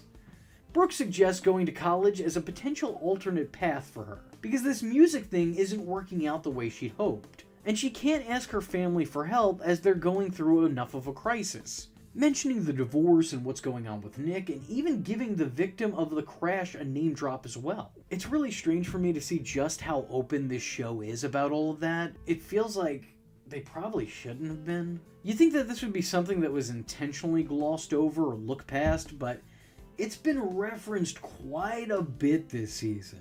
Ashley brings Brooke along with her to college interviews? Sorry, I say that with a question mark because I didn't go to college myself. I'm actually surprisingly very poorly educated. But honestly, this just reminds me of that scene from Step Brothers where they're interviewing as a team. Brooke is very much the fish out of water here. Which makes sense, as Ashley looks like she wants to drown her throughout most of the runtime. What Ray was to being a good house guest, Brooke is to being a good student. I can completely see why she was concerned with being yelled at by teachers, because I'm a viewer and I want to scold her. And I didn't even go to school often enough to have these types of things bother me. But at least the only person I ever stopped from getting an education was me. It's very clear to everyone that this isn't the greatest fit. But Brooke still wants to see it through, even if she complains about maybe having to give up her music career to take college courses nobody actually expects, wants, or even suggests she take. Brooke calls up her dad and asks for advice. She asks if he thinks that she should go back to school or follow her dreams. She does a lot of thinking and soul-searching, until ultimately she decides she's much happier making shitty music. And you know what? I'm clowning on her, but like, good for her. I don't like what she makes, but she does seem happy making it, and that's kind of all that matters. It appeals to her, and it makes her life worthwhile. By God, let her have this. I think we're supposed to think, oh no, Brooke might fall off her path, but the show's still airing on VH1, and Brooke was also shown to be a terrible student. So, you know, the stakes aren't really all that high when it's obvious you're working with a safety net. Overall, I think that Brooke Knows Best is an interesting watch. On one hand, this takes place at the height of the Hogan drama, and acts as a small window inside their lives outside of the tabloids at the time. But being that it's Brooke's room that's a window into, we're really only given brief glimpses of the bigger picture. It goes to the same weird and borderline bizarre places that Hogan Knows Best goes to, but it's now filled with filler and overstuffed with fluff. It takes longer to get there, and when we get there, the moments aren't as impactful as they once were before. So that was the first season of the show, and there is only one more left to go. Problem is that Brooke Knows Best Season 2 currently only has 9 episodes out of its 10 available. The Brooke Knows Best series finale is still missing. So if any of you internet detectives, you online sleuths, you historians and scavengers are somehow able to find the final episode, please do and send it my way. Just know that there is a search going on for it. And if you do so, you will be properly credited in my follow-up video. So if you know a guy, or you know a guy who knows a guy, or know a guy who knows a guy who knows a guy who knows another guy, you get one of those guys on the case. I probably wouldn't have been able to find this without Zach at Double Z TV helping me out and sending me the show. So, for all of you guys out there asking me to review Brooke Knows Best, you owe that guy a huge thank you. Feel free to either give him a subscription or a thank you here in the comments. The Hogans put the fun and dysfunctional one last time in the second and last season of Brooke Knows Best. If you've been following this series from the start, then welcome back. What a journey it's been. After all that we've been through, we're finally pulling up to the final destination. And we're starting off strong. But before I get into this episodic breakdown of a long-forgotten show, I first once again have to thank Double Z TV for helping me find the footage for this season. And I also have to thank Randoms for getting me this series finale, because it was thought to be completely lost. And now I can give you the complete Brooke Knows Best experience. Although I don't think that's something anyone was asking for. Episode 1. The final season starts off with a bang, and then continues to question who's banging who. The episode starts with Brooke and friends watching one of the many news reports at the time that was surrounding her family's public-private life. As at this time, Linda had just started a relationship with a guy younger than her daughter and the same age as her son. It's just weird to me. He's like my little brother. He's the same age as Nick. Ew. I spent 30 years destroying my body to build that house. And some kid that's 19 years old lives in that house. If that's not bad enough on its own, then add on to it that this dude was a classmate of Brooke's. Also keep in mind that her mother left her father for cheating on her with one of Brooke's friends. Is it too much to ask that you look outside your children's inner circles to find dates? I feel like that's bare minimum. But things get just as weird when Brooke visits her father and tells him that his new girlfriend looks like her. You know what's so crazy is that looks like Jennifer. But Oh, me. stop. What? No, it's okay. Brooke. She's older than me, but she looks like me. I wish you all would stop, actually. Or alternatively, start going to therapy. This family puts the complex in Oedipus complex. Brooke agrees to meet her dad's new girlfriend over dinner. And when they do meet, they're huddled together like this. I've heard of close families before, but this is too close of a family. Like actually, like physically. How are you? I like how tall you are. You're in your heels. Yes. It's So I good. can compete. I need to match you. Let's go. I just wanted you and Brooke to hook up. See, now normally I would think that there's a generational gap in slang, but given everything I've seen about this family here, this is probably just a Freudian slip. The date is comedically awkward, with the two not having that much to say to one another, and Brooke not wanting to give her potential new stepmom a chance. Though the following day, out of no reason in particular, she decides to stop ignoring her father's girlfriend and instead starts interrogating. It's here that she shares some delusions that she has about her dad. He is so very respectful. He's definitely Old Faithful. I don't think I'd use the word faithful to describe Hulk. Like, no offense to him. I'm not judging. I'm just saying it feels like an inaccurate word used to describe him. Hulk tries to break up the conversation to no avail, and it's here that the Hulkster starts to see the error of his ways. Sort of. You got to spend all that time with all my boyfriends, and I don't get to spend time with your girlfriend? I think that's a little unfair. I don't like this. I was worried that she'd be doing the same thing to you that I used to do to the guys that used to come over. Couldn't live by rules for thee and not for me forever, pal. The next day, Brooke and friends join Hulk and Jennifer, where they're set to take a ride in his boat. But when they get to the docks, he reveals that he's actually lost his boat in the divorce, so now they have to ride around in a tiny rental boat. I think this is supposed to be played for laughs, but it's actually really sad. And there's going to be a lot of moments like that in this season. As a matter of fact, there's going to be one right after the sentence. Because making matters worse is when they steer toward Hulkster's old place, Brooke has a complete breakdown after seeing the dogs in the backyard. Can we say hi to Cookie real quick? No, I can't. I can't pet Cookie. Brooke, I can't pull in there, otherwise your mom will have me put in jail. I can't. This series has always been blatantly bizarre, but as time goes on, it starts to get deeply depressing. It feels like a really personal time for this family. Nick wrote me that letter the third day he was in solitary confinement in jail. It's raw and real and really doesn't belong on reality TV. But that's also why I think it's so fascinating. They're constantly crying and clashing. It's full of really private matters to be so public. And because of that, it makes it really hard to look away. Throughout the episode, Brooke has been dodging her mother's calls. Brooke is basically silently disowning her mother for a choice and significant other due to a significant age gap. When was the last time you talked to your mama? About 6 months. Wow. Yeah. My dad admitted that, yes, he did some things wrong, but he came to me and he was like, I love you, and my relationship with you is more important than any relationship with anybody else. She has completely excluded me from her life, you know, and if I want to be part of her life, I have to put up with Charlie, which I just don't condone or agree with. How's Brooke doing? She's done things that I don't totally approve of, you know? She's dated a few guys that I'm going like, And it isn't until the end of the episode where she accepts her call and the two talk. Don't expect a feel-good moment here either. You come into town and you don't even call. Just get over it and let's move on. Because the first installment in this last season doesn't end with the two making up, it just ends. What a downer. Episode 2. Things get weirder in Episode 2, as we pause the real-life drama going on with the Hogan clan, and instead go straight into sitcom territory.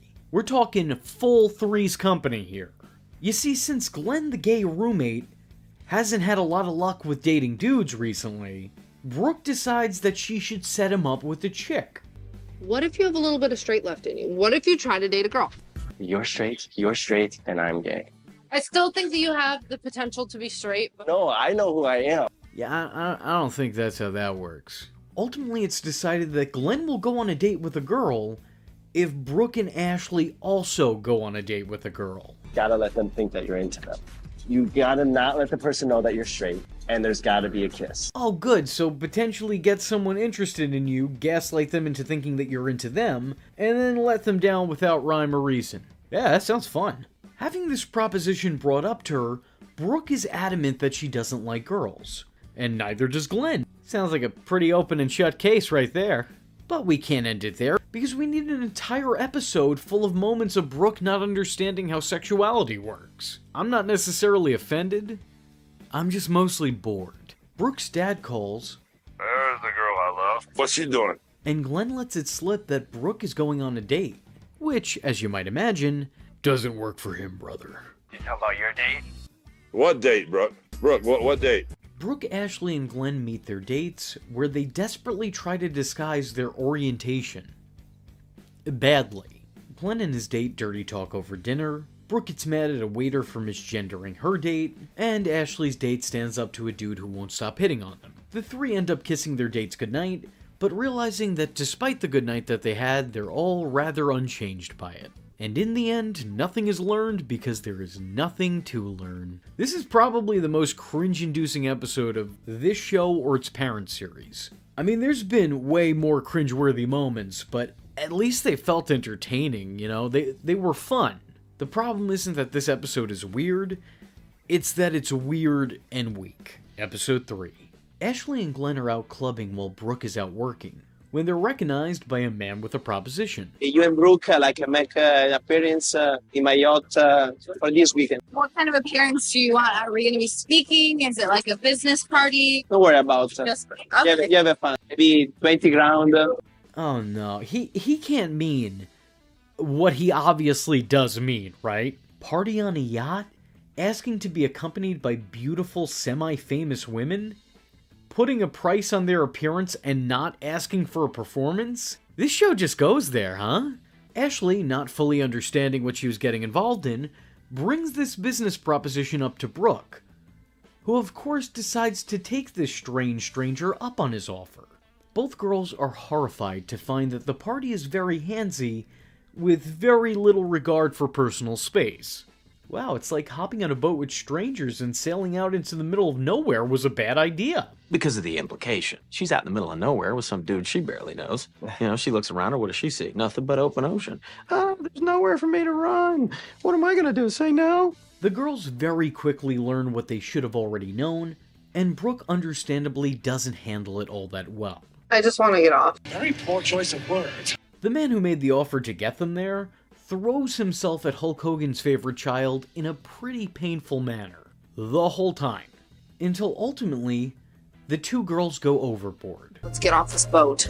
I'm not staying here and being a high-class hooker anymore. But they also have a hard time finding their way when they're on land. It might have been better being escorts for 3 more hours. Eventually, they hop aboard another boat and are taken back home. The trip is rough, and the girls decide to swim to shore with their bags in their hand. Now, of course, this is one of the episodes that was absolutely fully staged by the show. I mean, there's a lot of time when reality creeps into reality TV, and this episode was just all TV and no reality. But knowing that it's scripted is somehow even stranger to me, because why would you script that? Episode 4. Well, show just got real. It's the moment that none of y'all have been waiting for, as Nick Hogan makes his return to reality television. This show frames it as if it's a good thing, but I'm not really convinced that it is. The show wants its audience to be stoked to see Nick again, but all I can think of is, for some reason, man, God laid some heavy on a kid. He's a negative person. I mean, that reality deal. Yep. Reality, how I'm getting back on my feet and how I'm recovering after the celebrity out of jail. and apparently it's all they can think about too, as the group brings it up themselves. So those phone calls that we actually heard where you were like just going freaking out, because you know we heard all of it on TV. They really try to make Nick look like he's a changed man, and they lay it on thick, completely showing their hand. I've got a much healthier relationship with the big guy we got together with to raise money for brain trauma research and brain stem cell research. It's awesome. Which is awesome, because then that'll help John. Oh yeah, that makes it okay. That makes it right. That's even Stevens. Even Stevens. Brooke and Nick go out to lunch and discuss their parents' divorce, where Nick seems to suggest disassociating as a way of coping. I just try not to pay attention to it, honestly, because it's if I do, it's too hard to deal with. It's just weird for me to think that the four of us will never be like in the same room again. Like I said before, this season is really sad. Each one really captured the exact moments a marriage fell apart and followed the family coming to terms with it. When this show gets real, it's a real rough watch. But it's also hard to take your eyes away. Nick visits his mother, who asks him about Brooke. She's my chi-chi monger. I don't even know what that means, but I remember you I don't either. But yeah, she's my little girlfriend. Linda asks her son to help mend the fence between her and her daughter, to which he agrees.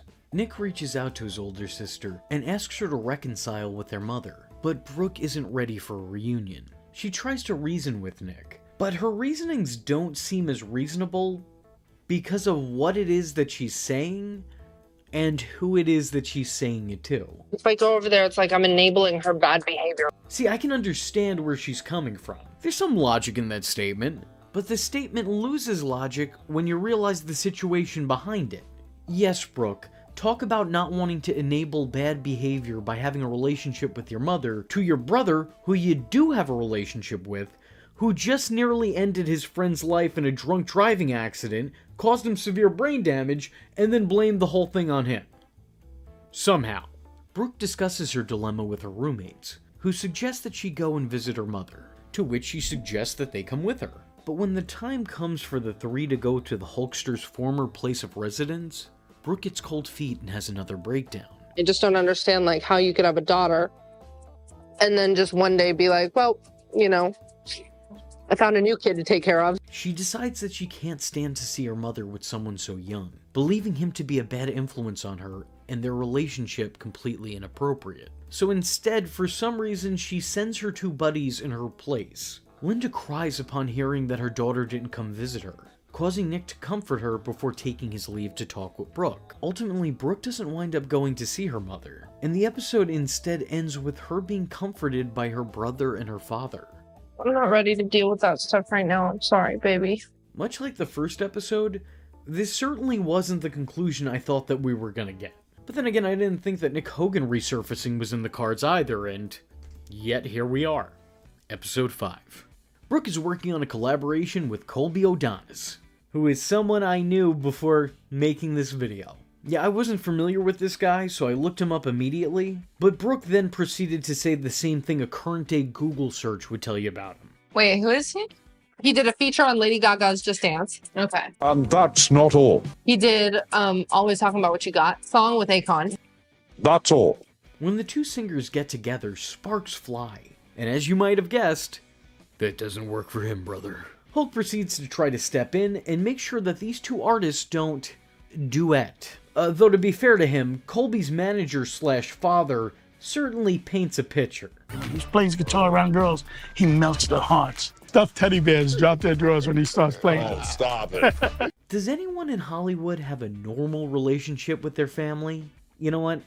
I already knew the answer before I finished the sentence. Let's just move on. After Colby tries to impress Brooke with his guitar playing, just as Colby's father forewarned, Hulk decides to take his guitar and play so that he too can impress his own daughter with his own abilities. This is the hard body contest all over again. Hey, listen, that's nothing to snicker at. It was those specific skills that almost got him into Metallica. Brooke and Colby go to grab a meal, but don't invite their dads along for dinner, much to the Hulkster's dismay. Romance take its toll, dude. That statement is all the more strange when you realize that Brooke also dated that guy's son, Stax. Has anyone had a healthy relationship with anybody in Hollywood? The two wind up going on a date, and things seem to be going relatively well, with the two hopeful up-and-comers hitting it off. Meanwhile, back at Brooke's place, Hulk's hanging with his daughter's roommates, which is a perfectly normal thing to do, when Glenn decides to drop trowel and hang dong to avoid tan lines.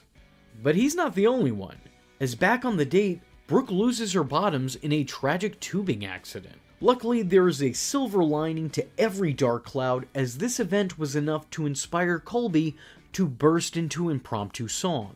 Bizarrely, when Brooke and Colby meet back up with their dads, Brooke encourages Colby to tell them what happened on the date, to which Colby's father once again takes the opportunity to brag. I told you when he plays that guitar, panties come on. Multiple times. A dinner with the dads is had where things are just as awkward as they've ever been before, and while the two enjoy each other's company, things wind up not working out as Colby has to go on tour and won't be able to see Brooke for the next 6 to 9 months. Oh well, easy come, easy go. Lasted about as long as any other fling that she's had on the show. Episode 6. These are the episodes I have a real hard time finding something to say about. It's another gimmick episode. Brooke, her friends, and her family are going to see who could be the best astronaut, for some reason. And also, Glenn has a new boyfriend that he's seemingly obsessed with. The filler in this season is really odd to me. It's not the first time we've seen it thus far, and it's far from the last. But these episodes especially feel out of place with all the serious stuff going on in the background. You go from addressing real-life issues that the Hogans were going through in the tabloids to suddenly playing pretend. You have the Hogans' bitter divorce, the hurt feelings of the children of divorce, Nick coming back from jail following a drunk driving incident, Brooke and Linda's estranged relationship, Hulk and Linda's public back and forth, and then you go to acting like Buzz Lightyear. Just cuz. But hey, at least the episode gave us this exchange. I'm gonna try to fly some rockets. Just don't tell me about flying my dad's rocket. So it was all worth it in the end. Glenn also introduces everyone to his new boyfriend, who is a B actor apparently. I don't care. Not a whole lot to talk about here. This episode isn't really integral to the Brooke Knows Best lore. I don't care about the A plot, the B plot, and I don't want to see it ever again. Episode 7. It's another dud. Glenn returns to his hometown with the girls, meeting up with his parents and ex-fiancé. His former fiancé keeps insisting that he's not gay and must be bi. Crazy, you're not gay. And she does this a lot. Are you bi? I'm not bi, no. So you're really gay? Making it clear that she's not over him and hasn't moved past the denial phase in grief. And Brooke isn't helping matters. You guys are so cute together.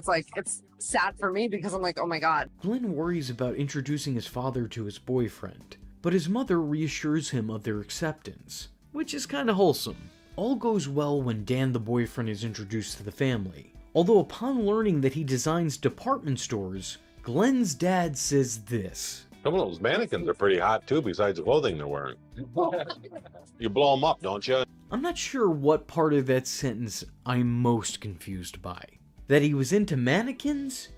Or the fact that he thought you can blow them up? The episode ends with Glenn giving a speech back at his old high school that gets a standing ovation. It's a nice sentiment, but it's not all that great of an episode. Episode 8. Guess what? It is another filler episode. The girls find a dog off camera and bring it home. They search for its owner, but also hope not to find one as they've already fallen in love with the furry little guy, naming him Nemo. Unfortunately, they already had a vacation planned, so they leave Nemo with Hulk and Knows. He doesn't like you, Knobs. This gruesome twosome raids the fridge and grabs beers while trying to get the dog to do tricks. He does everything I tell him, just like all the jabronis in the WWE. Elsewhere on their trip, Glenn, Brooke, and Ashley are killing time as they head to their location. Never have I ever seen my parents having sex. You haven't? No, I haven't. Oh, lucky you. Shenanigans ensue as Hulk and Knows walk the dog, and I'm not talking about Al Green. Though it would be funnier if I was. It's a cute baby you guys have. What was this one's name again? Spike Butch. When the group gets to their destination, they party the night away, with Ashley leaving with some guy that she just met. Back at the VH1 house, Knows refuses to sleep in Glenn's room because it's too gay. So instead, he heads to Brooke's room to try to get in bed with Hulk, which is apparently far less gay. The dog's original owner shows up to pick the dog up, and Knows does a dance in celebration. It's only now that I'm realizing that Brooke has not shared a screen nor sat in a room with her mother this whole time. You'd think the show would focus on repairing their relationship, but instead we get dogs and hometown visits. Episode 9. Things are not getting better. When this show is not capitalizing off of real drama, it is creatively bankrupt and completely out of ideas. Ashley makes the house go green and gets extreme with it. It annoys everyone to no end, but at least it gives us this moment. All your cars and houses and stuff. First off, if we're going to speak factually, I don't have cars and houses anymore. The girls get into an argument over Ashley's aggressive green ways, but they wind up making up by the end of it. And I don't care. Remember when I said that this season was starting off strong? Yeah, well, it's finishing weak. It's just going out with a whimper instead of a bang. So let's just hope that the series finale can make up for the last half a season. He's going through a divorce. I got nothing. Episode 10. Here we are, the last and lost episode. This is what it all comes down to. Was it worth being found? Let's find out. Brooke's working on a new dance routine when she gets a call that her father's collapsed. He's living with such severe back pain that his legs went numb. The doctors show Hulk his spine and suggest surgery as an attempt to correct his issues, a procedure that he eventually decides to get done. And here's where the horror of hindsight comes back to rear its ugly head once again. These treatments did not go great for the Hulkster. As a matter of fact, he'd later sue this institute to the tune of $50 million for unnecessary and unhelpful surgeries. Surgeries that he claimed ruined his career. But like a lot of Hogan claims, you can find evidence to the contrary. Evidence that is usually word of his own mouth, as at the end of the episode, Hogan praises the doctors that worked on him and highlights some of the ways the surgery was a success. You look like you're doing fine. Immediate relief. As soon as I saw them doing that, I could tell it was like the pressure was off my lower back. This little square here was always numb. Now it's not numb at all. Which is also allegedly why this episode is so hard to find. Though I don't think I could fully buy that when you look at everything else on the show. Especially considering the fact that the Hulkster is wearing a Bubba the Love Sponge shirt on almost every episode of this season. There's plenty I'm sure he'd wish was cut. This is no worse than the rest of it. As a matter of fact, comparatively to everything else, this is tame. Brooke has a show coming up, but instead devotes her time and attention to her father and his recovery. That instead of being here rehearsing and taking care of business, you were taking care of me. That's not cool. Because I love you. Eventually, Brooke does get to perform. And it's something. It's definitely something. I wouldn't say it's something good, but it is, something.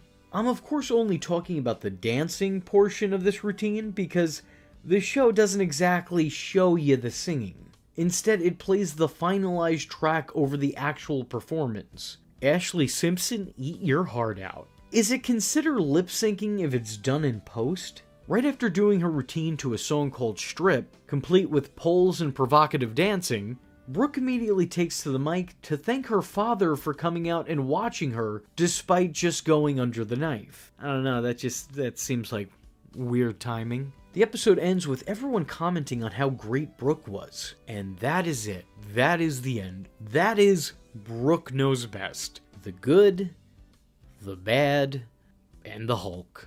I'm really surprised that Brooke and Linda didn't make up by the time the series came to an end. I thought for sure that that's what this season was building up to. But no.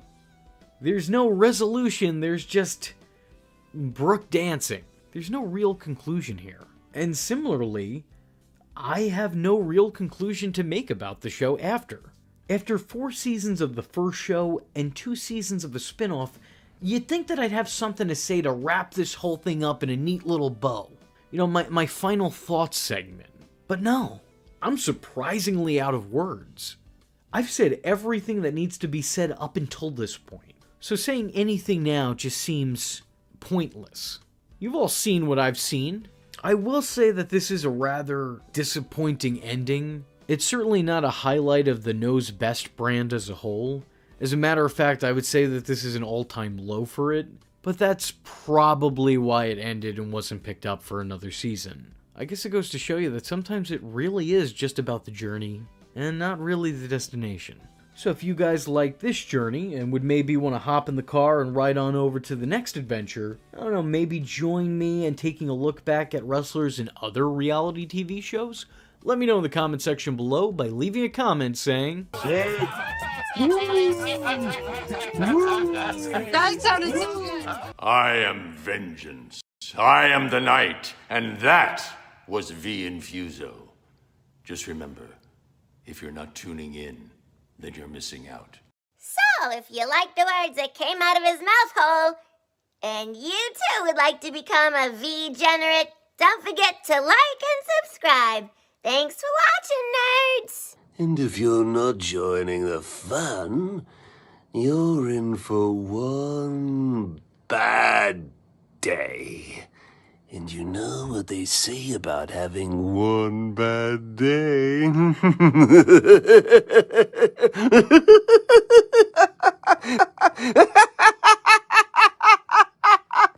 Catch him next time. Same bat time. Same bat channel.